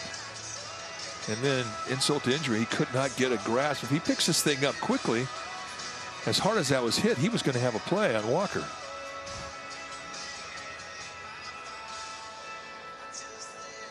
That was great effort by Wilmer. He had a chance to make a spectacular play, couldn't quite do it. So that keeps the inning going. Andrew Bailey.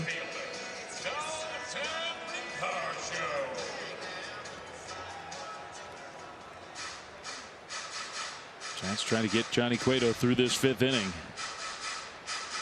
Well, he's digging deep. Next pitch will be number 100, and most of his night's been out of the stretch. Almost 100% of it, really.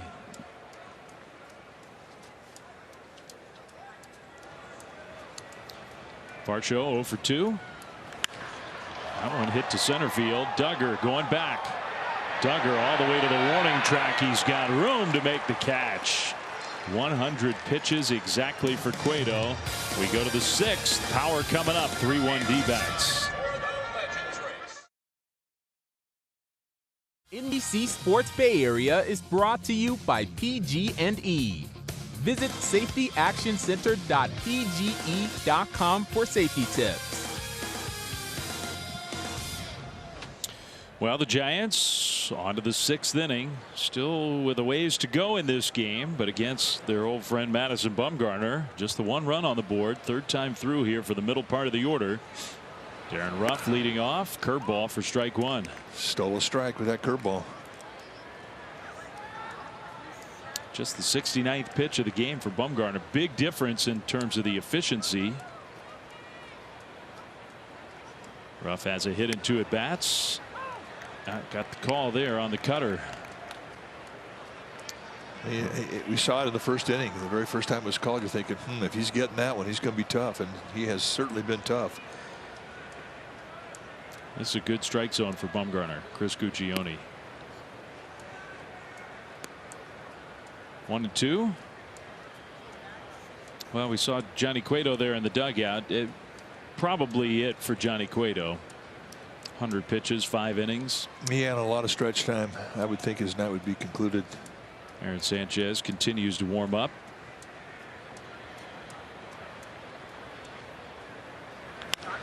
Rough on the ground on that changeup. Cabrera spinning around, and he throws him out.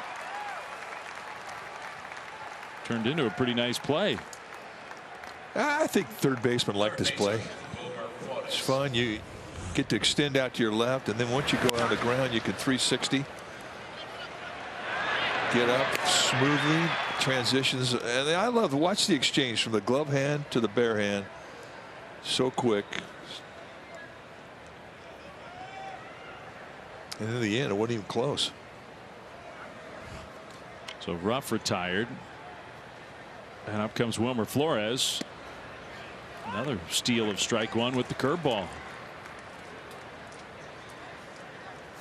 Just not a pitch you're going to go up there looking to hit off of Bumgarner in the first pitch. And he knows it.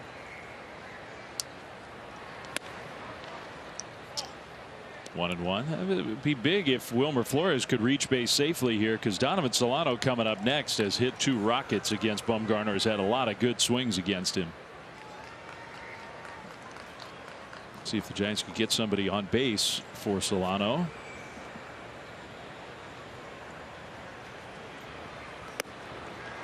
Two and one. You know, even the misses that Bumgarner has had tonight, they've been close to the strike zone. He hasn't been far away from the box all night long. Haven't been that many easy takes.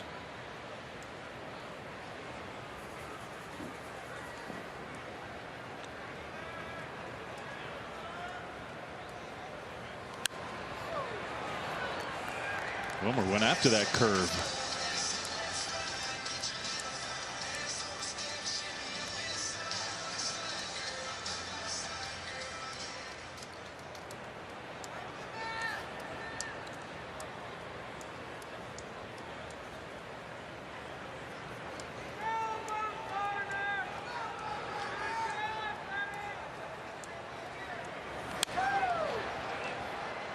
Extending with 2 strikes as you have to with Guccione.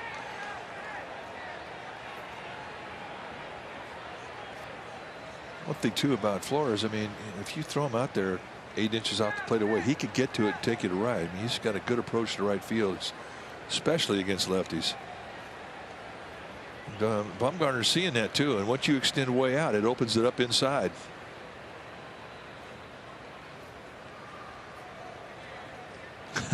Well, Carson Kelly went through just about every pitch he could think of. And every location he could think of. All right. There's the one he wants. Lined into right field. There's that right field approach. A 1-out hit for Wilmer Flores. Well, $9 tickets are available right now to all August home games with the Summer Savings Flash Sale exclusive to Visa cardholders. Save up to 60% on bleacher and view level tickets. Special lower level pricing is also available for all games, so act fast. The sale lasts 48 hours, ending Thursday at 2 p.m. Buy $9 tickets at sfgiants.com/Visa. Hope to see you here in August. Mets will be here. Brewers, Rockies, Diamondbacks. Strike one to Donovan Solano. I think he's had the best at bats tonight. I do too. 2 bullets, both back up the middle. One, he kind of had a bad break on his first at bat. Could have been a base hit. The other one, he just blistered it over the head of Dalton Varsho, the center fielder. He is the tying run in the 6th inning. Hits that one to center field. Varsho got kind of turned around. He'll get to this one though. 2 down. Right back up the middle again, and maybe out toward the end of the bat a little bit. Just a little bit. That's all it took. Shortstop, Tyro Estrada. Well, let's see if Tyro Estrada can extend this inning. Tyro last time up hit a bullet, caught at shortstop. Well, he got called out on a strike 3, which was a pitcher's call his first at bat. But I think he's had really good timing with his lower body to Bumgarner tonight. He's had good at bats. You can say that about a guy even when he strikes out. He might have been looking for. He's watched Bumgarner throw that first pitch curveball a lot.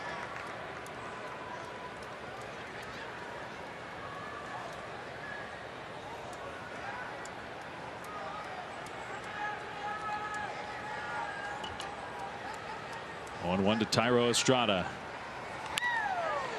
On the ground toward third. Backhanded. The long throw. Bounced and got him. Estrada doesn't think so. We'll see. Estrada's very fast.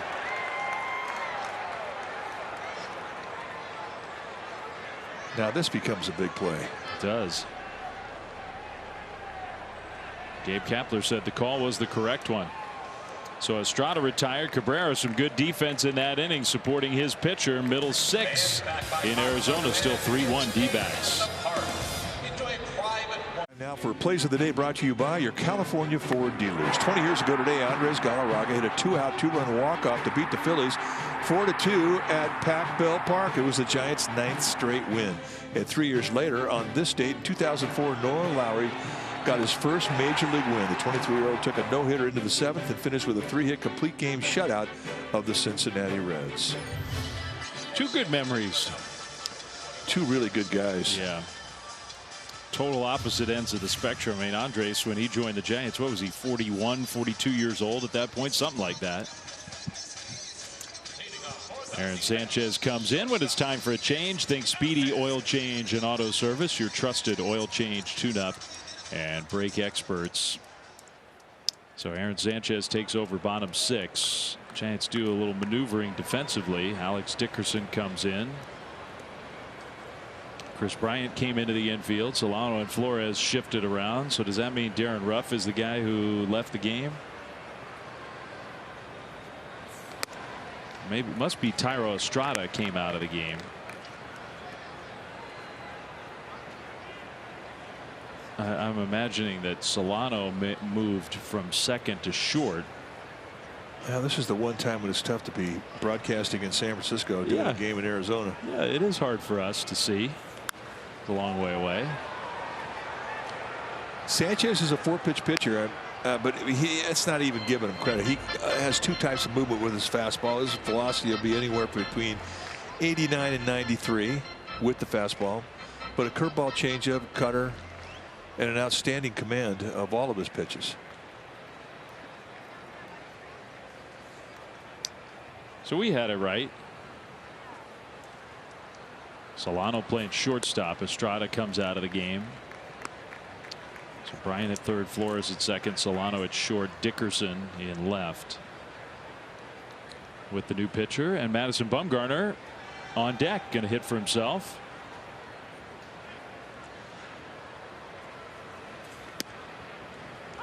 Right there at the knees. Sanchez is one of those guys that you never really worry about. Will he have his command that given day? I mean, every time we've seen him, he's had outstanding command of his stuff.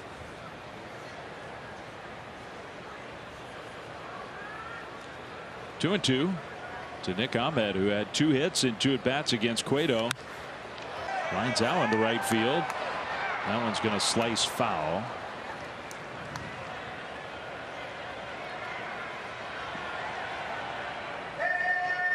I mean, I keep looking at the stat sheet with Nick Ahmed going, the guy's hitting .218 with 3 home runs. Every time the Giants play the Diamondbacks, he's hitting line drives all over the place. There are just some guys like that where you look at the numbers and think, like, it just can't be.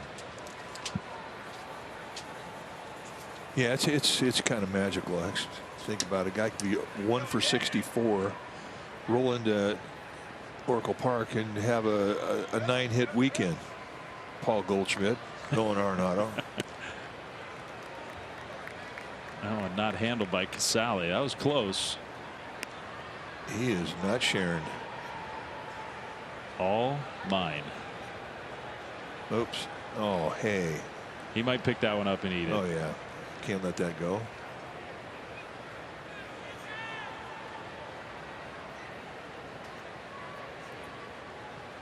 He's making me want some popcorn really bad, though, I have to tell you. 3-2. We do have some microwave popcorn in the back of the booth here. I mean, in between innings, if you want me to get a bag going, I can do that. See, the problem with that is you just can't have one bag. Yeah.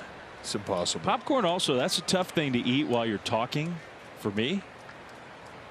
After the game, popcorn good.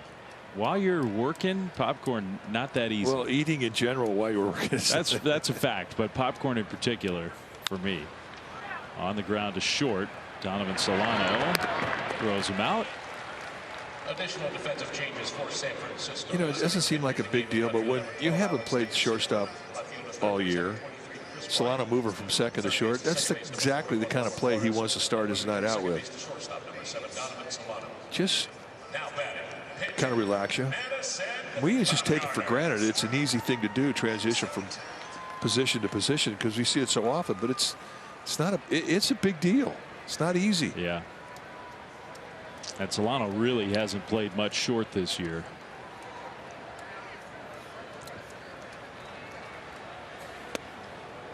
Bumgarner with the big swing and a miss. And look, the Giants right now, they're going through a lot of different possibilities with how do you move this roster around with players coming back healthy. I mean, it's all good problems to have, but I would think one of the questions you would ask is, can Donovan Solano be the second shortstop on this team? That is a big question. I agree. 2-1. Tommy La Stella tonight is in Arizona, and there's a pretty decent chance that tomorrow night he's going to be active. Diamondbacks have Zach Gallen, right-handed pitcher, on the mound. Tommy, he could be in the lineup tomorrow.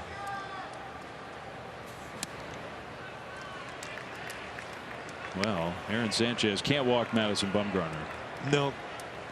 That's why stay tuned for this swing of the bat. Buckle up. Yeah, if we know it, Bum knows it.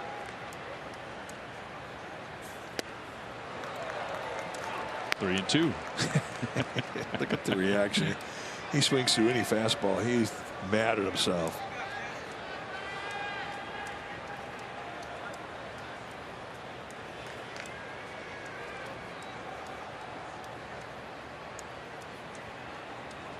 Three-two. Hit it foul off his foot. You guys showed the highlight of that opening day. I mean, it's several years ago now, but when he hit the 2 home runs, pitched great. He just seemed, at that moment, he just seemed invincible. He did. He was Superman. I sent my lineup card from that game to Cooperstown. Oh, well, I mean, how often do you see a starting pitcher have 2 home runs on opening day? It was the first time. That's the whole point. I thanked Bumgarner afterwards, because when the Hall of Fame asked me to send the scorecard, they sent me a lifetime pass to the museum. I said, thanks, Bum. That is ball 4. Man, so the Giants walk him for the second time in this game. Well, that's bad, but he does plug up the bases, and that's good. Speed is not his game.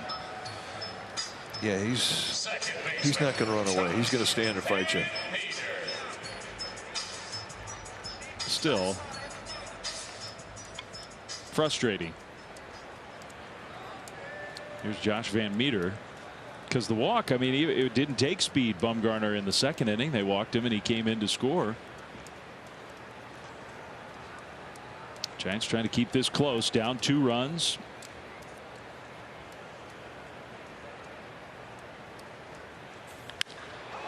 That one to center field. Duggar. Big part of the ballpark, 2 down. If you're a center fielder, you have to love Chase Field, because there's a lot of area out there to run. And when you think about it, the National League West is full of big yards. Oracle Park, Coors Field, Petco Park. I mean, even Dodger Stadium, which is probably the smallest area to patrol if you're a center fielder. But Chase Field, I mean, hey, you can run forever. Yeah, it's funny how, I mean, we think of, and it is true, Oracle Park, Pitchers Park, Chase Field, Hitters Park, but for a center fielder, there's more ground to cover in Phoenix than there is even here at home. Yep. 2 down as Drupal Cabrera hits that one to center. Duggar on the move, and he will make the catch. Maybe got spooked a little bit by the lights, but he hung on to the ball. That is out number 3. Duggar's going to lead off when we come back for the 7th, and John's going to. Time now for our game summary. It's brought to you by Toyota. Through 6 full innings of play, it is a 3-1 ball game with the Diamondbacks on top. 3 runs, 6 hits, no errors for the D-backs. 1 run, 6 hits, 1 error for the Giants. Madison Bumgarner has outpitched Johnny Cueto in this one tonight and leads this game 3-1 into the 7th. The lone run scored on a home run from Kirk Casale. It was his 5th on the year, and after 6 full innings of play, D-backs 3, Giants 1. Onward to the 7th inning, and here to tell you all about it, my partner and our Hall of Famer, John Miller. Onward, yes. And Bumgarner, the Giants have hit several balls hard by my count. 7 balls around 100 miles an hour and above. And even that line drive to center by Solano in the 6th inning was at 96. But only 1 has delivered a run. That was Casale's long home run to left center in the 5th. So here's Duggar. And he showed bunt and took ball 1 off the outside. Casale is on deck.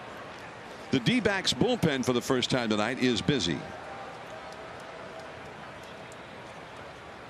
One of their left-handers is warming up.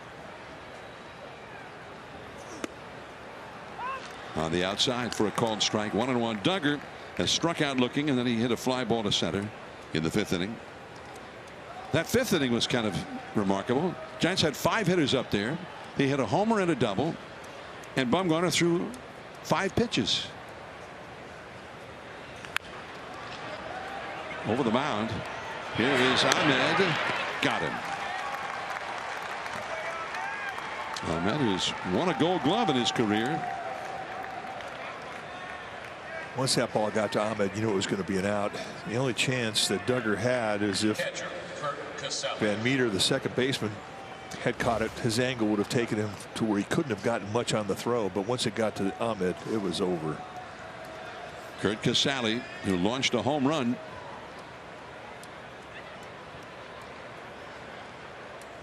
Back in the 5th inning on the first pitch he saw from Bumgarner. And that curve is a little bit low. 8,809 the paid attendance at Chase Field this evening. And you see the rather sparse crowd indoors tonight in the desert.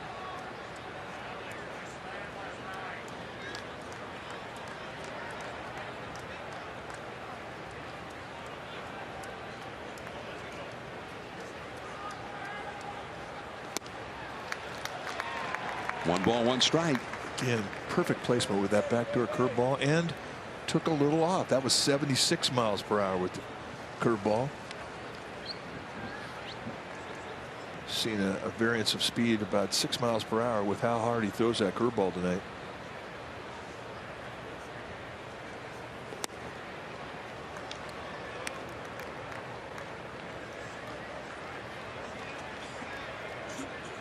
Casale looking for another belt high mistake. That's what he hit out of the ballpark his last at bat. One of the few pitches up that we've seen out over the strike zone from Bumgarner. Behind the plate, Kelly to the backstop, but it's in to the seats. 2-2 the count. On deck would be Alex Dickerson, by the way.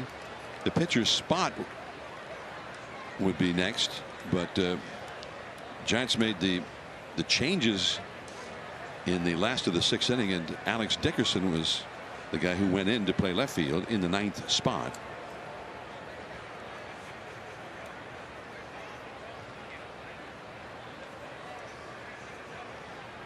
Bumgarner working very slowly here. Finally gets the sign he wants. Throws. High in the air. That's Cabrera, the third baseman. 2 down. Not this time for Casale. First time Bumgarner's retired him. Left fielder Alex Dickerson. The only right-handed hitter that the Giants have in the dugout who is not in the starting lineup is Buster Posey. And I think Gabe Kapler was hoping that he might be able to play this one without using either Posey or Crawford. You see Gilbert, just up from the minor leagues today, is the guy throwing in the bullpen. Curved him. 0-1. How many times have we seen Bumgarner take out strike one with that big curve? A lot.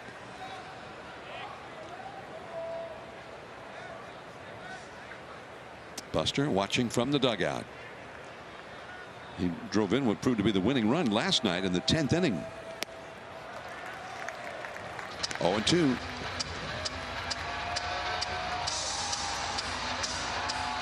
Dickerson had quite the night last night with the grand slam, a long one into right center.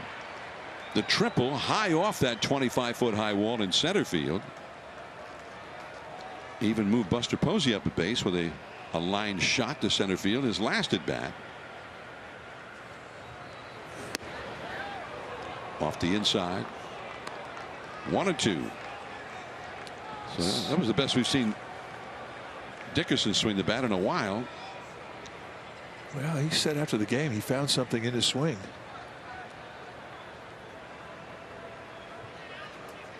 Doesn't take much to get your mechanics back. And that's away. 2-2 now. I mean, don't tell that to a guy who's in a slump.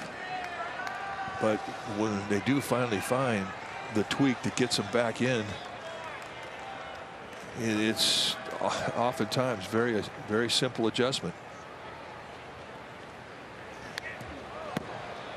Well, that one accidentally hit the bat. Hit the knob. There was no reaction from Dickerson. I mean, that happens. You got to grab your hand and do snow angels in the dirt. They need base runners. And my finger, I think it's broken. Yeah, exactly. But he didn't even flinch.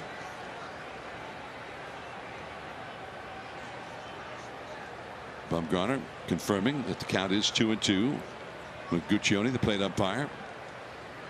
Carson Kelly.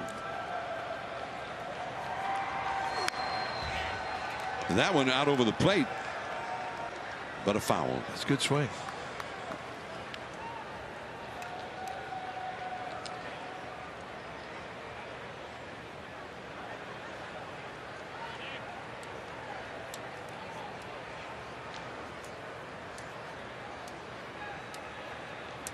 Two and two the count.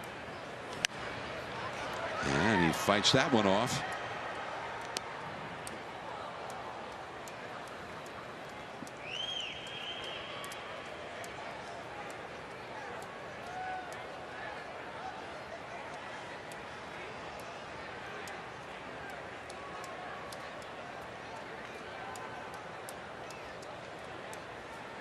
Two and two. Here it comes. And a full count. Well, he's battling Madison Bumgarner. Yeah, that's change up there. That was one pitch he could go out of the strike zone with. So this will be the 9th pitch of this trip to the plate with Slater on deck. If Dickerson could get aboard, then Slater would become the possible tying run. Bumgarner about to throw his 99th pitch of the game. And he needs a strike. He doesn't want to walk him.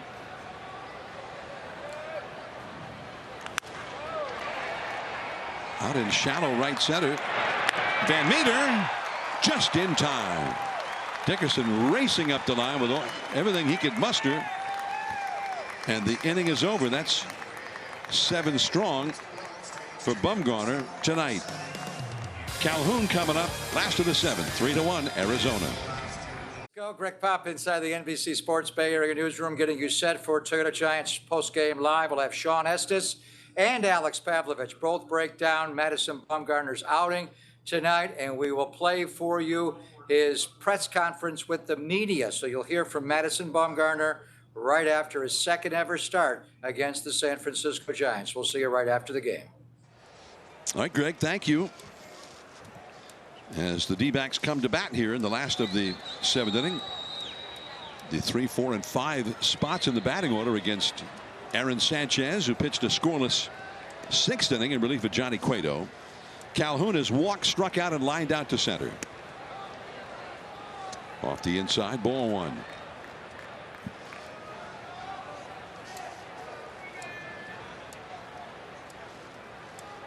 D-backs had some action in their bullpen a little bit earlier.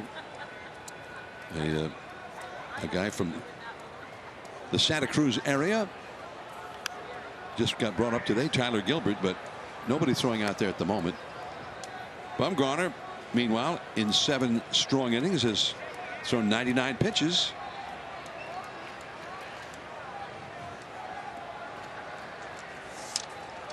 The Dodgers, meanwhile, are trailing at the end of 5 innings in L.A., 1-0 to Houston.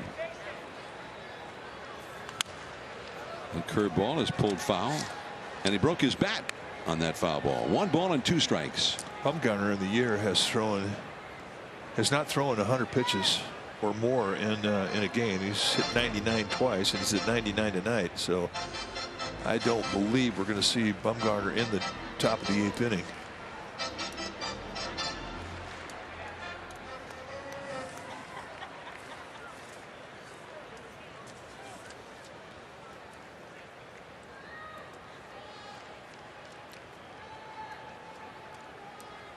One and 2 the count. Cole Calhoun. He's had a season with 30 home runs. And that curve down and in. 2 and 2 the count. That almost got him on his back leg too. That was close. No more leadoff base runners.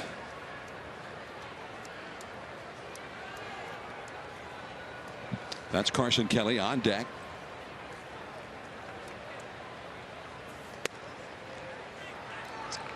Well, just a little bit high. That was pretty close with 2 strikes. Yeah, you get more gifts down around the knees than you do at the bells from Guccione. Have not seen many high strikes at all tonight. Full count. That's going to fall. Dickerson. Calhoun's going to test his arm, and he's in there with a double.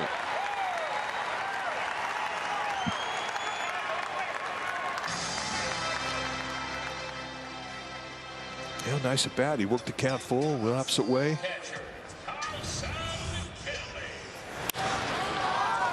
Just sort of fillets it down the left field line. They had Dickerson pulled over, protecting the gap in left center. They gave the line away, and that's all Calhoun did, is he hit it away from the defense.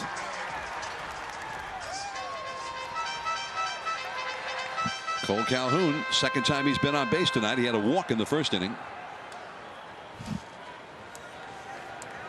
Dalton Varsho applauding for him from the Arizona dugout.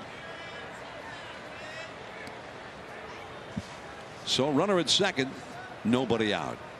Carson Kelly, curveball low.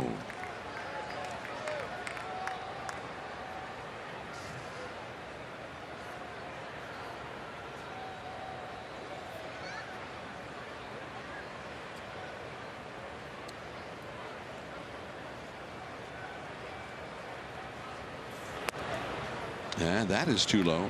2-0 the count. Giants have the top of their order coming up in the 8th inning. So they'd like to keep the D-backs from adding on here. Give it their best shot against Slater, Bryant, Darren Ruff as the hitters due up.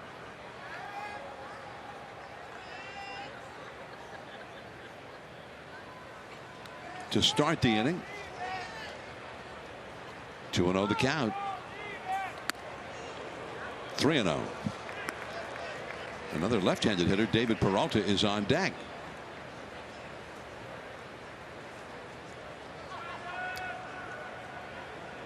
Well, you're talking about how good a control that Aaron Sanchez has had this year, and right now he's had some problems.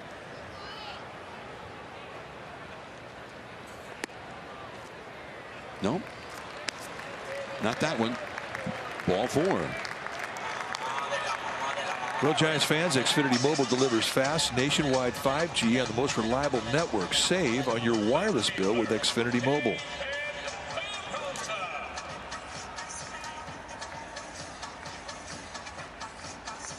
Well, the Giants have issued 6 walks tonight. They have been one of the most stingy teams in the National League at issuing walks. In fact, number 1. They had issued fewer walks than any other team by far. It's not even that close. So this has been a little bit unusual from what we've seen from the Giants staff up till now. David Peralta 0 for 3. 2 on, nobody out.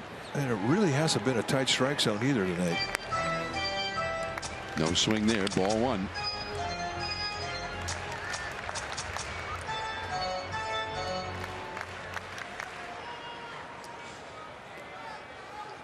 Peralta lined out to second in the first inning, flied out to left in the third, struck out in the 5th. 33-year-old veteran from Venezuela.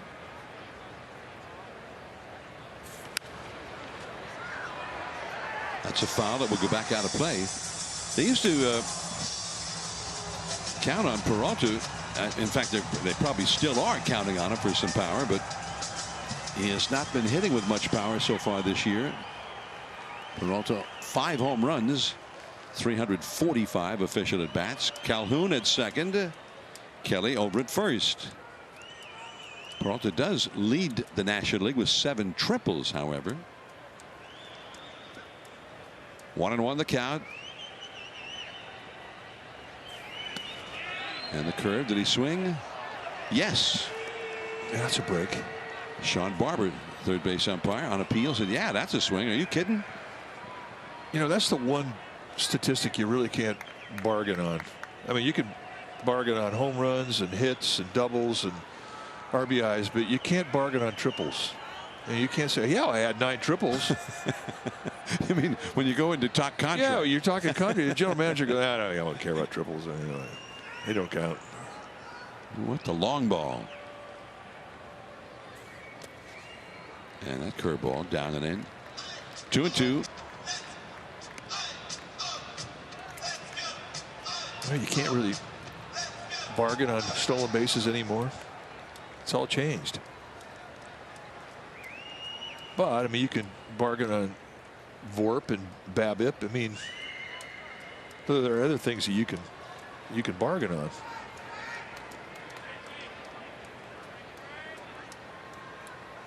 Two and two the count. 2 men on, nobody out. Back and under it, Duggar. Calhoun tags at second, and he's bluffing.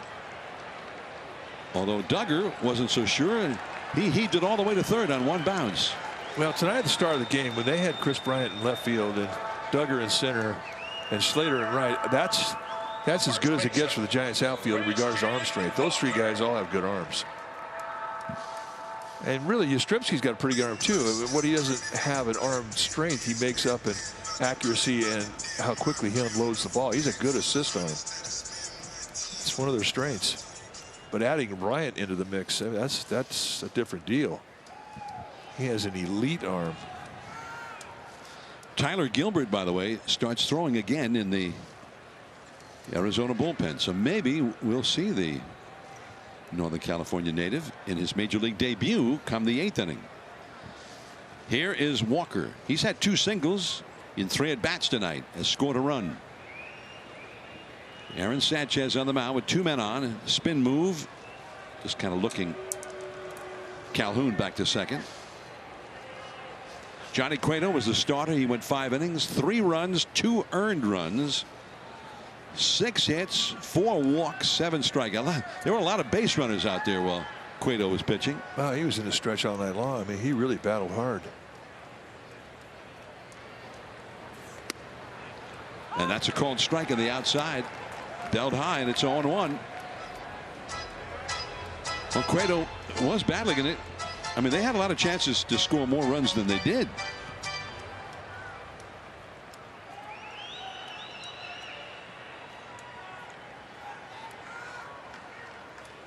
Cueto in 5 innings threw 100 pitches. He just was seemingly always in trouble. That's a foul back to the backstop. 0-2 the count. The D-backs, by the way, 1 hit in 9 at bats with runners in scoring position. They were 1 for 8 while Cueto was in there. So they might be kicking themselves as if, hey, we have 3. We should have had a lot more. The chances we've had.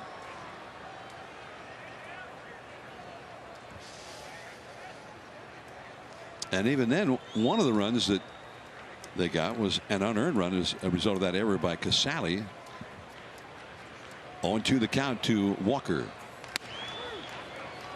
Strike 3 call. You got the call on that one. A high strike. And a big strikeout for Sanchez.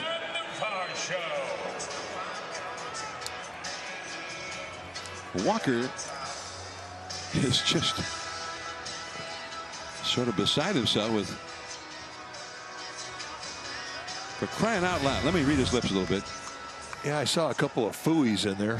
All right, here we go. You can see we haven't seen that pitch called really at all tonight. So when it finally goes against you in an RBI situation, you're a little ticked off. You definitely can see why he was upset. Here is Varsho. He's 0 for 3. 2 men on, 2 men out. And ball 1. I guess there was a little movement coming back to home plate. Man, maybe that's what sealed the deal. And from Guccione's point of view, Dalton Varsho, prospect out of the Arizona farm system. 2-0. Ahmed, a right-handed hitter, is on deck. 3-1. The D-backs lead the Giants.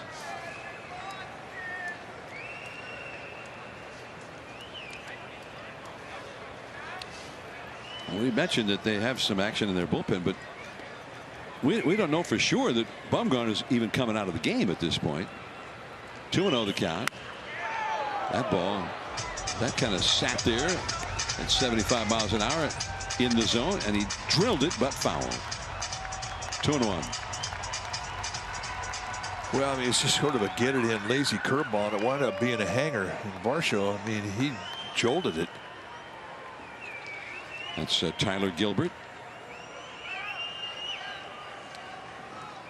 Just up to the major leagues today. Aguilar, who got the loss last night,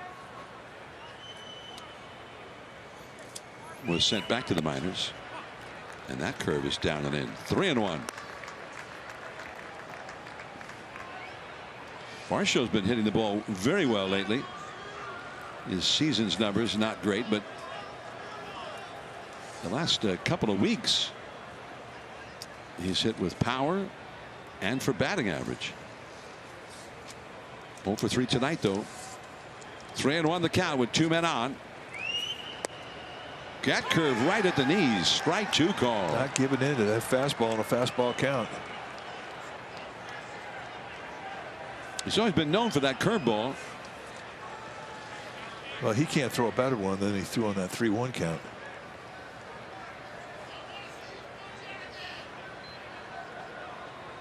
The runners will be taking off with this one. Calhoun from second, Kelly from first. There they go. And he's way off the inside with a fastball. Ball 4, and the bases are loaded.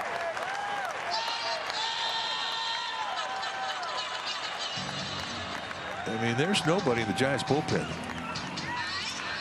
And this is all Aaron Sanchez here. Sanchez has walked 3 in his 1 2/3 innings. Casale out to talk to Sanchez as Nick Ahmed comes up. Ahmed's having a good game. An RBI double to left, and then a single to center field his next time. He's 2 for 3 in this one.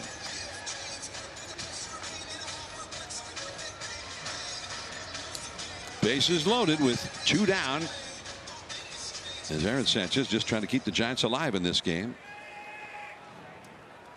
Giants bullpen with a lot of weary arms.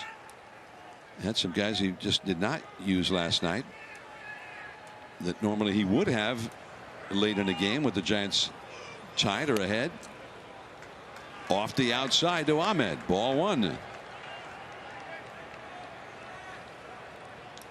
And as it was last night, the Giants bullpen had to pitch 5 2/3 innings in that game. But the guys who did pitch. Outside again. Yeah, he's got to get in the strike zone here. He cannot nibble anymore. He's been in the nibble mode here for the last 4 hitters, and he's got to tack. So far, I mean, we've seen him go with a curveball in the 2-0, 3-1 counts. Whatever he's got to get in the strike zone here. Bases loaded, 2 down. No, he didn't. And the fastball is, I mean, it hasn't been that close with any of them here. He just doesn't want to throw a strike with it. And you do that for one reason. You don't believe in it. And this fastball is anywhere at what, 89 to 91 miles an hour. 3-0 with the bases loaded. Well, he got a very fortunate call that time. Yeah, it was a didn't have to be strike, no question. That Guccione expanded there in the 3-0 count. Immediately, Nick Ahmed's head turned around when the call was made. And that's that turnaround look we're talking about. So Sanchez gets a reprieve. 3-1 the count now.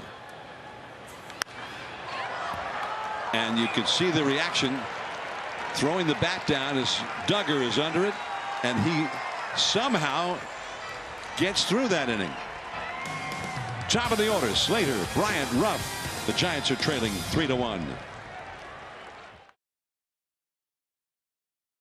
Diamondbacks 3, Giants 1 as we go to the 8th inning. And now a word via WebEx by Cisco. We need that part. It's nearly done. Can you repeat that? That's better. It's done. With WebEx, the McLaren Formula One team is collaborating like never before. Introducing the WebEx Suite, driving hybrid work.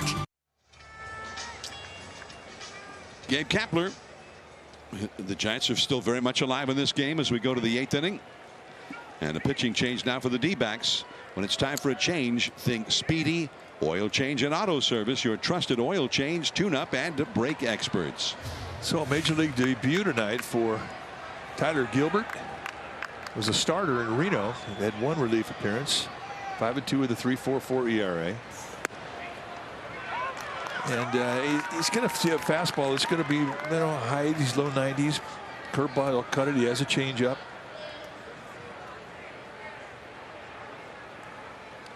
He grew up in the Santa Cruz Mountains and was a Giants fan. His parents, Greg and Peggy Gilbert. Off the outside. His mom, Peggy, is the sister of Cindy Hernandez, who works in the Giants ticket office and has for a long time. Takes care of a segment of the Giants season ticket members. And right off the mask of Carson Kelly, and it's 1-2. So congratulations to Greg and Peggy Gilbert, who got to be at the edge of their seats down in the Santa Cruz area, and Cindy Hernandez of the Giants ticket department as well. Although the Giants, as far as the feel-good part of the story goes, they're trying to knock him around here and win this game. I mean, this is a high leverage situation he's being brought into for his major league debut. The curveball is off the inside. And Gilbert thought he had strike 3 there. 2-2. He had been with the Dodgers. He signed originally by the Phillies 6 years ago, but traded to the Dodgers before last season. And the battle continues. Slater fouling it off. 2-2 the count. He was traded for Kyle Garlick. Remember him, an outfielder with the Dodgers? But then with the pandemic, there was no minor league season last year. So he basically did not play. Kyle Garlick from Gilroy.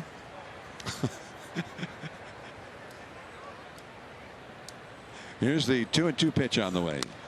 Very high. And it's a full count to Slater. I mean, this is a pressure-packed pitch. This is his major league debut. He's trying to save a game for Madison Bumgarner, who he idolized as a kid.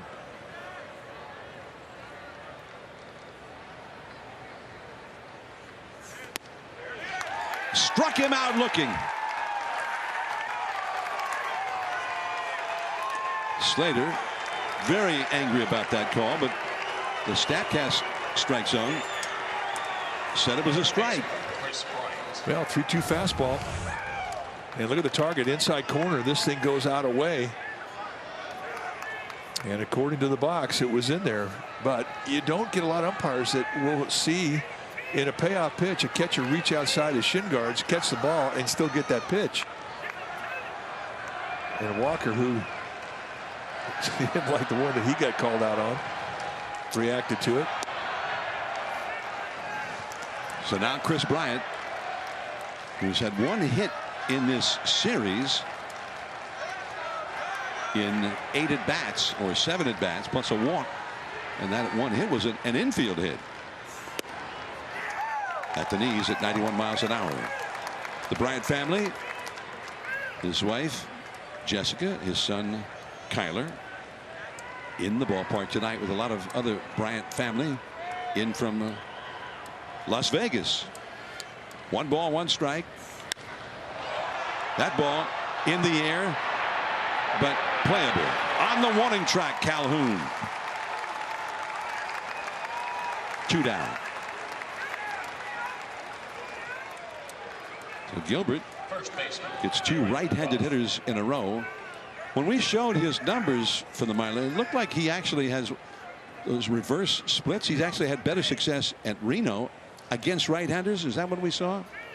Darren Ruff coming up now with 2 down and nobody on. Well, we saw a 3.55 ERA at Reno, and Reno is a ballpark that favors hitters. It's not easy to have a 3.55 ERA as a starter hitter. And in his last 4 starts, he was at his best. So they brought him in, I guess, at the height of his confidence. 2.35 ERA in his last 4 starts. 2 down, nobody on. And right down the middle, strike 2.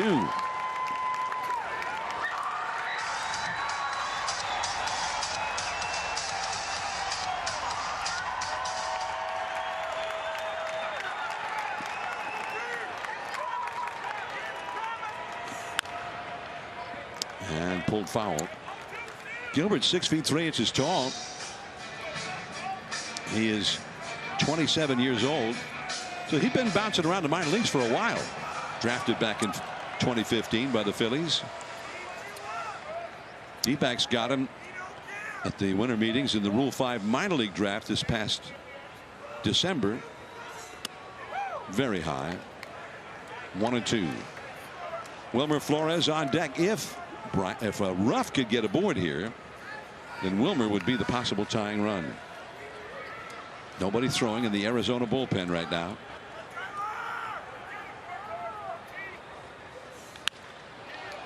Hit hard but foul down the left field line. I mean, right now, if you're a rookie making your debut and you're facing Darren Ruff and you get him out, you've done something special, because that's how hot Ruff has been.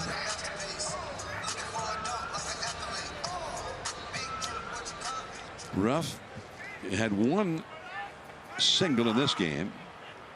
1 for 3. Wow. That ball, I think, hit the bat twice. It looked like a forkball he was throwing up there. I don't know how Ruff got a piece of that one. Slater's still ticked off about that called strike 3.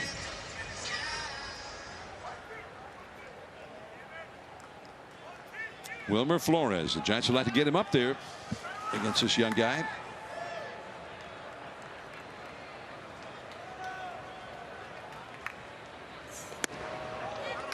And high and tight. Stands him up.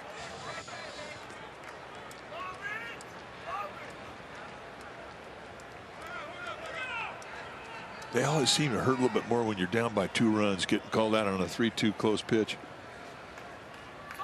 Well, are they seeing it hit him?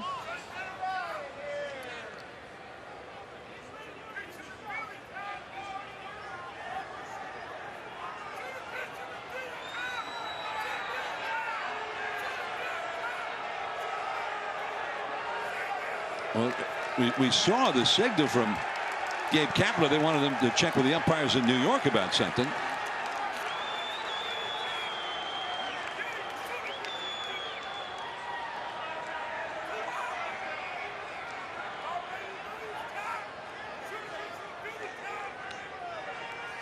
Well, Giants have seen something that they want to have reviewed. And I don't know what was.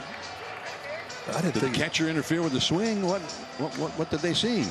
Well, I don't think it was close enough to where Ruff got hit.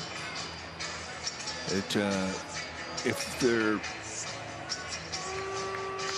was some contact with the bat and the catcher, then that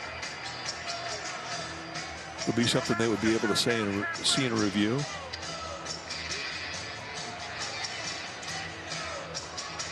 So they're going to huddle up again. Yeah, they're going to huddle up with all the umpires. All right, what'd you guys see? He's going to explain the conversation with Gabe Kapler, and then he's going to ask them if they saw anything that stood out. And 2 of the guys are going to say, no, I'm just thinking about the post-game spread. I didn't see anything.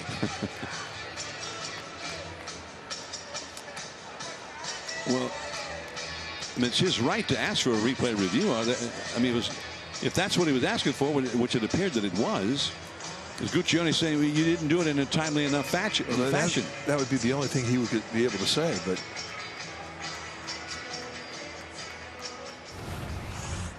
let's take a look. Straightens him up. Are they saying it just grazed off his left elbow?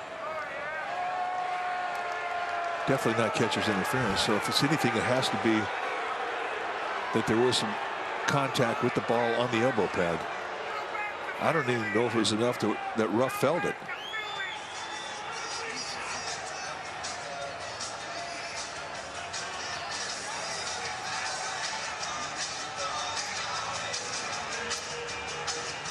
I think he's going to get tossed out of this game. Well,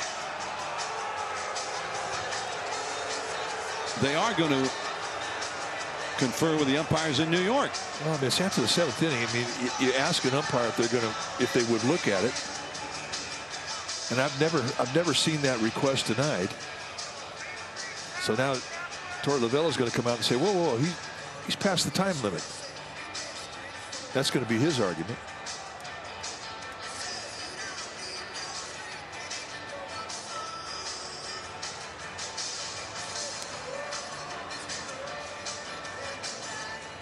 So the umpires, with this long delay with Gabe Kapler's request, the umpires met up. Well, I just don't understand why it took him so long to get in the review.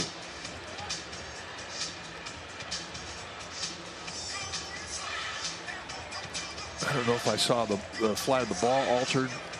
If it hit that elbow pad, it just grazed. And I don't know if I could tell if it hit it or not. Do you see it? I mean, I'm trying to see it. I don't see it. But I'm looking at the reaction from Ruff because he never said, hey, it got me.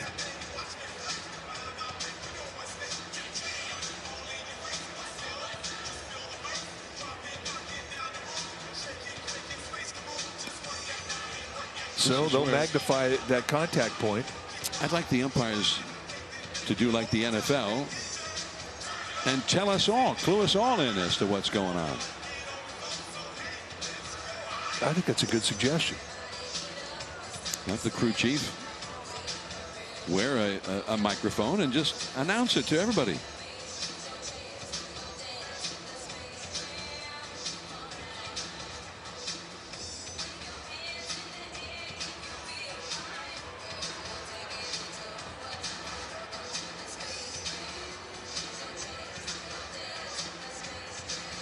This well, Gabe Kapler has backed off the intensity, and he will stay in the game. well, meanwhile, you have this pitcher in his major league debut who just stood around for what, 5 minutes, 7 minutes? It's been a while. It's been at least 5 minutes. 2-2 the count. And clobbered foul down the left field line. 18 pitches thrown by Tyler Gilbert in his major league debut.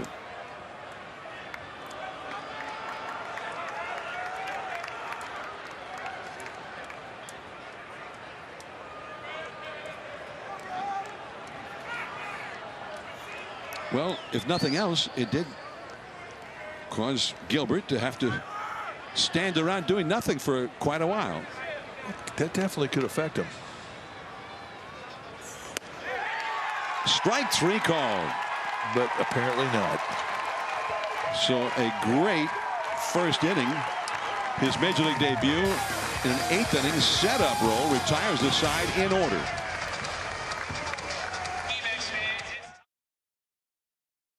The authority of the San Francisco Giants may not be reproduced or retransmitted in any form, and the accounts and descriptions of this game may not be disseminated without the express written consent of the San Francisco Giants Baseball Club, LLC. Well, check out the Giants Talk podcast presented by Wendy's, covering all the trending stories surrounding the Giants, hosted by Giants insider Alex Pavlovich and Cole Kuiper, featuring Dwayne Kuiper. Available wherever you get your podcasts. Where do you get yours? I don't have a place to go to get podcasts. I go to the podcast store. It's right by the App Store. Josh Reddick pinch hitting for Gilbert. Rough to Sanchez, 1 away. Sanchez needs more of that because he just is coming out of a 29 pitch 7th inning and 47 pitches thrown in his 2 innings. It's been a long night for him already. He's only pitched 2 innings. But he has not allowed a run. And it appears evident, Mike, we talked about it between innings when we were in the break there, that his role tonight is save the bullpen. Save the pen. So here is Van Meter in there for a strike. I mean, we haven't seen many relievers come out of the Giants bullpen this year and been asked to go 3 innings.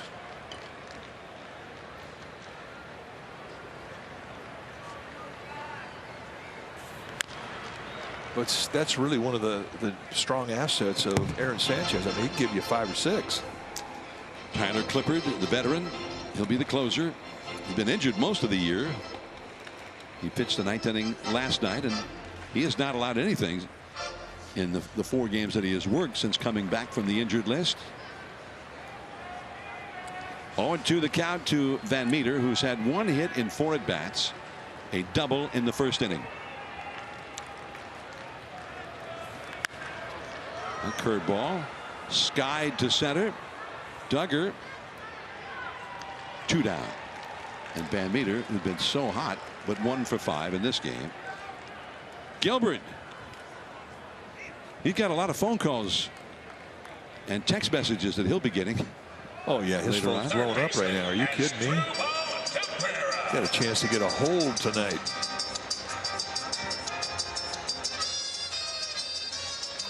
So here is Asdrubal Cabrera. Buster Posey in the dugout. The Giants scheduled to have Flores, Solano, and then the pitcher's spot up in the 9th inning.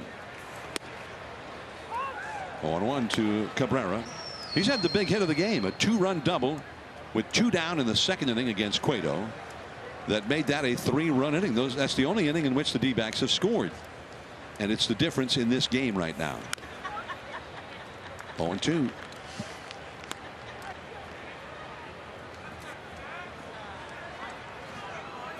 Giants, maybe we'd see Posey in the 9th inning against Clippard, but they also have Lamont Wade Jr., Yastrzemski, and Wade, left-handed hitters available when the pitcher's spot comes up. And he spikes that curveball down and in. 1-2. Meanwhile, down in L.A., they're in the last of the 7th inning. And the Astros have a 1-0 lead over the Dodgers. Walker Buehler, the Dodgers starter, went 6 innings. Gave up only 1 run, but he threw 113 pitches in 6 innings against that Astros lineup.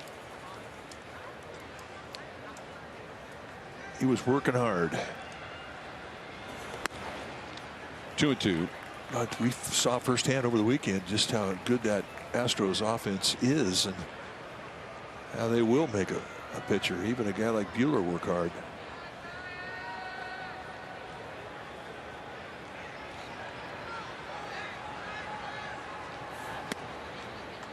Well, it was 0-2. Now it's 3-2.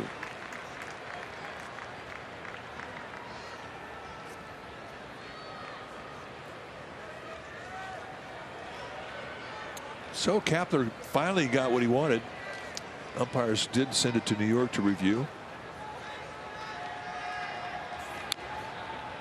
But, you know, I thought it should be a little bit easier to get that request, you know. It was very difficult to understand what was going on, because it's very basic. Come out, say our guy got a hit. We want you to ask the umpires in New York. He's allowed to do that. After the 7th inning, absolutely. It's a walk.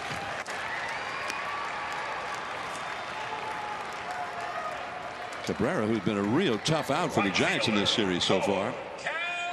That's the 3rd time he's been on base tonight. And here comes Cole Calhoun, who's also been a tough out. He's had a walk and a double in 4 plate appearances. He was on base 3 times last night.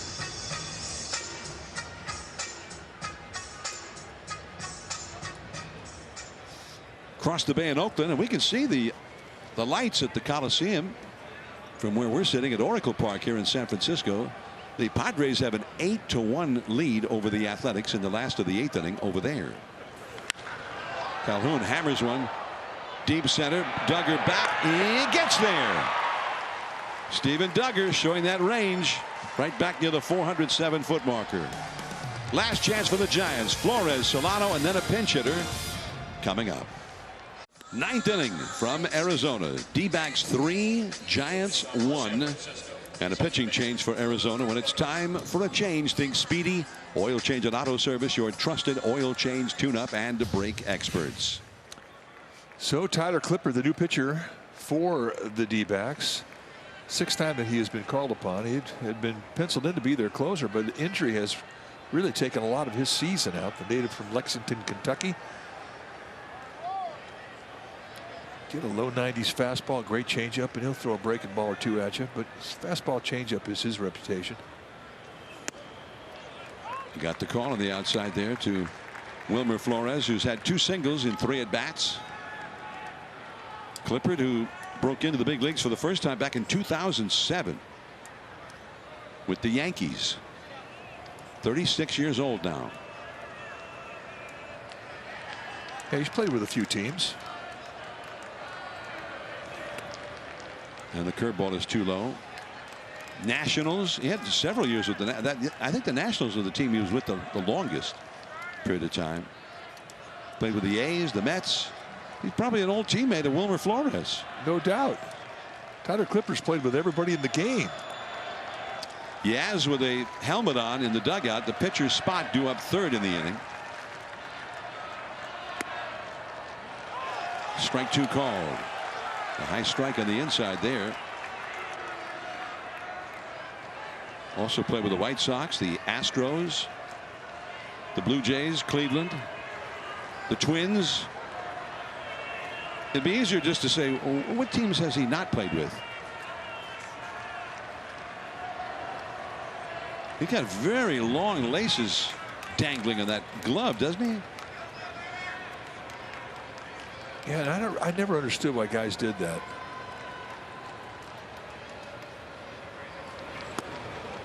I mean, I could understand if you're a middle infielder and you're catching a ball, a guy stealing a base, and you catch the ball in your gloves, long laces might touch the base runner, and You know, there was a time when that was legal, and I think they've outlawed that. But for a pitcher to do it, I never understood it.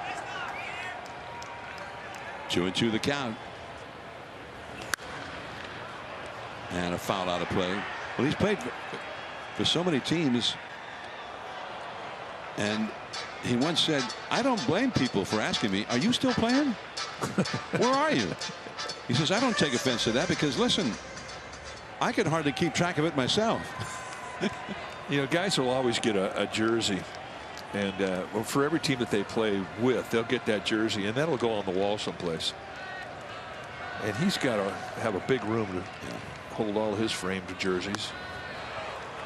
Remember Ted Lilly? Sure.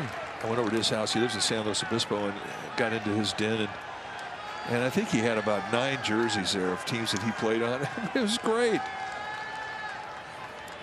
Barry Bonds hit the longest home run I've ever seen at Yankee Stadium against Ted Lilly. It's true. 3-2. High in the air, shallow left. Ahmed's under it.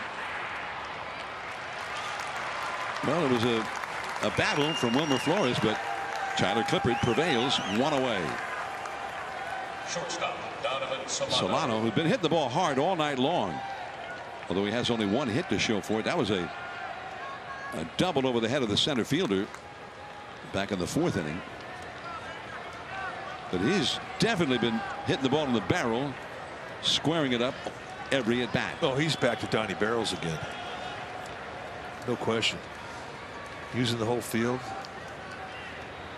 I mean, he's a gap-to-gap guy mainly, center of the diamond guy, but he's really got a nice right field approach right now. Yaz has come out on deck for the Giants. He hit a home run here last night, so if Solano could get aboard, then Yaz could be the possible tying run, or would be. 2-0.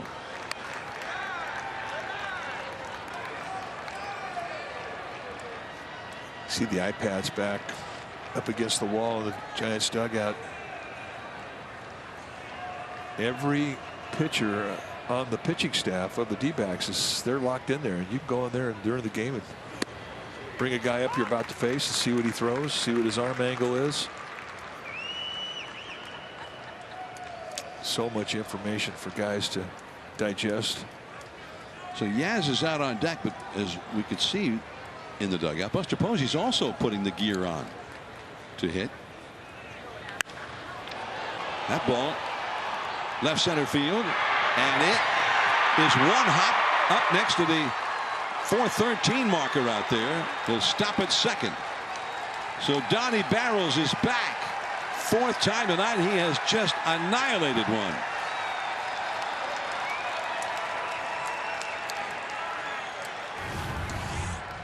Let's take a look. Ball just right at the belt. Tyler Clippard put the pressure on the hitter, said, here, you hit this, and Solano indeed does. Splits the gap. Nobody has a chance for this one. They just kind of position themselves for the count.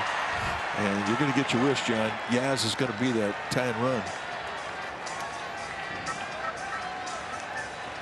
So Yastrzemski, the pinch hitter for Aaron Sanchez. Sanchez gave the Giants 3 scoreless innings. It wasn't easy, but he did it. So here comes Yaz, who hit a long home run to right field in the 3rd inning last night. Also had a walk. And he also hit a line drive very hard to right field against Clippard in the 9th inning. Strike 1.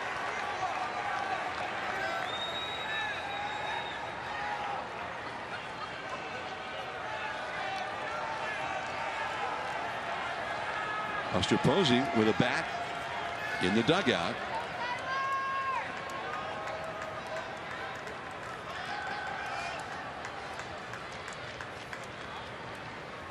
One strike to count. 1 out. Runner at second. And that will go out of play.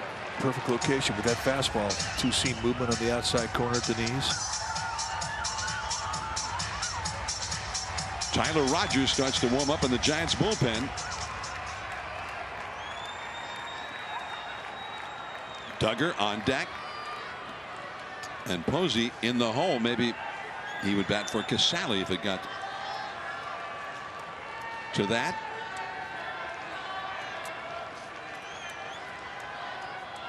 Two strikes to Yaz.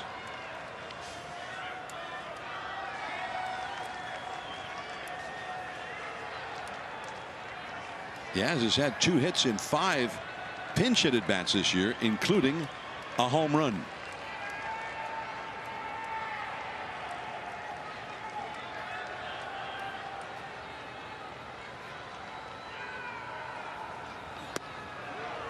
Off the outside. Little teaser with the curveball. I mean, that's a pitch that I didn't even know the guy had until he was about 7 years in the big leagues. As Tyler Rogers starts to get stretched. First saw Clippard, he was a high 90s guy with a fastball and a changeup, and man, he was tough. Solano, the runner at second. Foul tip. And off the glove of Kelly. He's still alive, just barely. That's all it takes. Take a look at the split.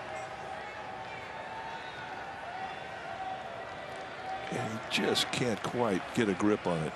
So Yastrzemski lives to see another pitch.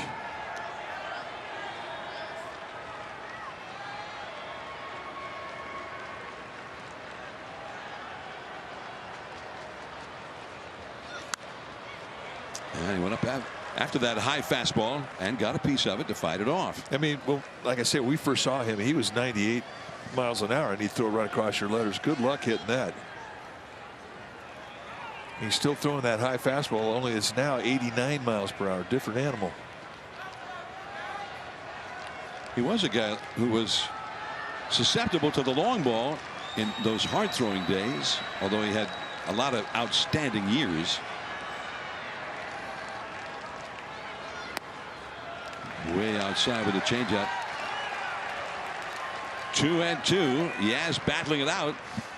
Each one of the Giants hitters in this innings has done so. He's thrown 17 pitches to just 3 hitters faced. The third one still up there as Ahmed comes over from short and Kelly out from behind the plate.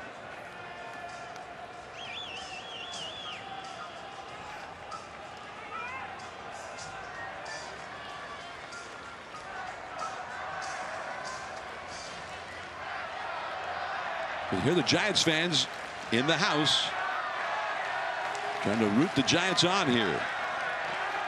Giants have scored only 1 run all night long. We're in the 9th inning with a runner at second and 1 out.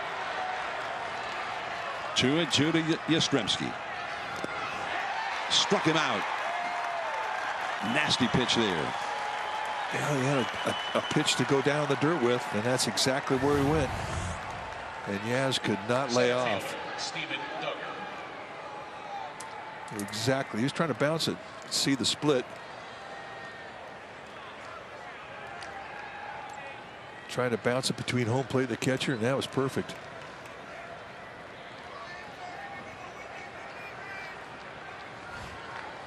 And now the Giants down to their final out. Steven Duggar, who also has power.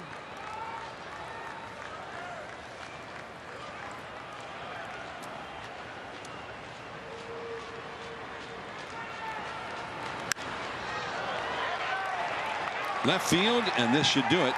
Peralta and the D-backs. Back of Madison Bumgarner even up the series at a game apiece. Bumgarner beats the Giants and Johnny Cueto 3-1 here in the desert. Well, the first time he's ever beaten the Giants, and it's certainly a night that he will remember, but he was fantastic. We saw a really nice command of all of his pitches, both inside corner, outside corner. And on a night that Johnny Cueto he seemed to be in a stretch all night long, D-backs gave Bumgarner 3 runs early, and he made him stand. So the Giants bullpen gets a night of rest, courtesy of Cueto and Sanchez, who went 3 in relief of Johnny Cueto. The Giants could still come back and take 3 out of 4. They're going to have to win the next 2 days to do it. 3-1 Arizona over the Giants. That's the final score. Thanks for joining us. And now please stay tuned.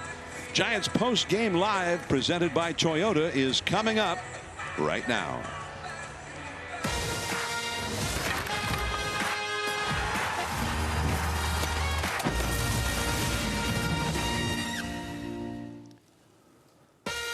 Well, last year on September the 5th at Oracle Park, when he faced the Giants for the first time ever, there was nary a fan inside the ballpark to watch. Tonight, not a big gathering inside Chase Field, 8,809. But they do see Madison Bumgarner come away with his 126th career victory, his 7th as a member of the Arizona Diamondbacks. And we've always said throughout his career, he is this generation's big game pitcher, the best big game pitcher of his generation. And for Madison Bumgarner, tonight was a big game, and he pitched one of the best games we have seen him pitch, maybe going back to his 7-inning no-hitter back on April the 25th. Come in studio, it is Toyota Giants post-game live. Greg Pop alongside Sean Estes and Alex Pavlovich. The two of you guys have watched his entire career in orange and black, and we saw him make a lot of big starts in the regular season, Sean, but it was almost like we saw the postseason Madison Bumgarner rise to the moment of this big game for him. You can never really tell because he doesn't show a lot of emotion. I mean, he's pretty much the same guy when he takes them out every single time. But he has a way in big games, and this is a big game for him. I don't care what anybody says. He's facing his old team. He wants to prove that he earned the money that he got, and also that they made a mistake giving up on him. He wanted to finish his career as a Giant. It didn't work out. So anytime he's going to face the orange and black, he's going to treat it a little bit differently, and he's going to rise to the occasion like we've seen him do his whole career in big games, postseason games, games that really mattered, games against the Dodgers, against Clayton Kershaw, where he pitched his best. And tonight, he may have pitched his best game of the season. Yeah, I actually think you made a really good point there, because you can almost never tell with him, and I think that's when you can tell that maybe it means a little bit more to him, because he is just robotic. We saw that one scene they showed with him coming out of the bullpen in Kansas City. No emotion on his face. The place is going nuts. No emotion that entire night. He's a robot, and I think we saw that tonight. And every once in a while you'd see a smile on his face out there. Every once in a while you'd see him get rattled, like with Max Muncy and things like that. That's when you knew maybe he wasn't totally on his game. Tonight, just no emotion, went out there and mowed the Giants down, and we've seen that over and over again when it's a big game for him. Like his battery made in so many big victories. Buster Posey, we call them slow breathers. That's why they rise up to the biggest moments where everybody else gets a little tight. They are not. So we were wondering about snot rockets versus shimmy and shakes. And our Kelly Moore painting the corner is that, frankly, Madison Bumgarner outpitched Johnny Cueto. It wasn't like Johnny was terrible tonight, but he had a lot of base runners throughout, Sean, as he gave up 6 hits and 4 walks in 5 innings. Did have good stuff. He struck out 7. But for Madison Bumgarner, outside of the 7-inning no-hitter in Atlanta on April the 25th, it's probably his best start of the year. He was just on point. Mike Krukow gave us the scouting report on the home plate umpire, Chris Cuccione, like he always does. He's so on point. He had a wide strike zone, that changeup right there to Tyro Estrada. But really, what he had tonight, more than recent starts that I've watched, he had impeccable command. He hit his spots all night long. I mean, not many pitchers go 7 innings against this club, the Giants. I mean, they have a way of getting the pitch count up.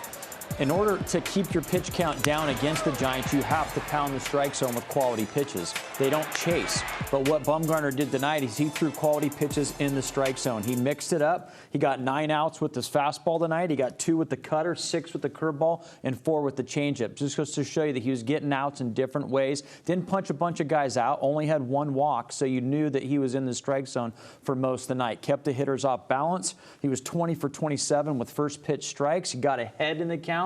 Stayed ahead and put guys away. So a lot like we saw Bumgarner, vintage Bumgarner, when he was at his best with the Giants. To Sean's point, I mean, he threw 34 fastballs, I think 26 cutters, 25 curveballs, and 14 changeups. So he was really mixing it up. And look, his fastball averaged 90 miles per hour. That's what his cutter used to kind of be coming in there at. But he has reinvented himself. He knew he had to do that late in his career. He was confident he could do that. It's not always going to work because the stuff's not great, but I think tonight he had enough command to make it work. Sure. And for Johnny Cueto, we were kind of kidding on the snot rocket versus the shimmy and the shake. Part of the problem, Sean, with the shimmy and the shake, he was not getting the leadoff hitter out, so he had to pitch out of the stretch. He pitched well tonight, but he did pitch around a lot of traffic, and sometimes he got stung.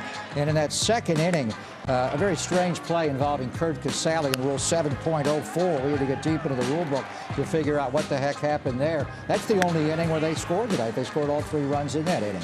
Yeah, like you mentioned, the leadoff batter getting on the first 4 innings. But what makes Johnny Cueto so effective is the fact that he can use that shimmy, the shake, and the quick pitch out of the windup. Well, he was out of the stretch all night long, so that takes away a little bit of that. He wasn't as efficient as we've seen him. He had 5 innings pitched. He threw 17, 29, 15, 21, and 18, so not as efficient as we've seen him. This leadoff base hit by Christian Walker, I don't know if Chris Bryant got a bad read on that or not, and then Nick Ahmed will double down the line, and then you get to the weird play. The run will score here from first base where Madison Bumgarner draws the walk, and it's a close pitch right there. And then you get into Casale, inexplicably. I don't know why he did this. The ball's not rolling away past. Why do he use his catcher's mask to block the ball there? I've never seen that. I've been doing this since 2012, basically every night of the season. I've never seen that, and I think for a lot of people, they've never seen that. A really strange play. Giants dugout, you can see they're a little confused by it. And oh, no. It was costly. You see right here, Bumgarner's not scoring from first on this double, but he did score from second. So last year we kept seeing the catcher's interference. Technically, Sean, it's a catcher's balk and an E2, and we were debating whether it was Rule 5.03 and it should be a 2-base error. It was Rule 7.04. They got it right. But why did Curt feel the need to cover the baseball with his mask? It wasn't going anywhere. I don't think he was thinking about it. I honestly don't. I think it was a reaction thing for him, and he just did it. And I think in hindsight, he was like, oh, wait, what did I just do? It looked like he was kind of arguing his case, but I don't know why. I mean, the replay is pretty much going to show what you did. So I think he just messed up. He was embarrassed about it. And then they had to figure out if it was going to be a 2-base or a 1-base error. Well, if he throws his gear at it, or if he throws his mask and it leaves his hand, then it becomes a 2-base. Yes. And if it stays in his hand and he blocks it, then it becomes a 1-base. But regardless, it led to another run. So they lose 2-1 instead of 2. Typically, what you see in a situation like that is where the ball is rolling into a dugout and it would be out of play, where you use some kind of a piece of your equipment to stop the rolling of the ball. That was not the case. The ball was just sitting there. It was not going anywhere. No, I think Sean's right. He just, it's a reaction. It's something you do right in that moment, and then you look at it later and go, I can't believe I did that. I think the Giants, when they watch this game back and watch the replays, are probably going to feel like we spent a lot of time yelling out of the dugout about things that were probably called correctly on the field. But, yeah, that was just a reaction and happened, slick play by the umpire, too. I mean, that probably happens sometimes and they don't see it. But he was right there, and he was adamant to Gabe Kapler that he was correct. Chris Cuccione, he was all over everything tonight. I thought he did a nice job in the play involving Darren Ruff. That ball did not hit his arm pad there. So Casale did give up a run on that. He did get it back with a home run later, but the Giants still wind up losing. So we are going to hear from Gabe Kapler, and we also are going to hear from Madison Bumgarner, his press conference with the media after his first ever start.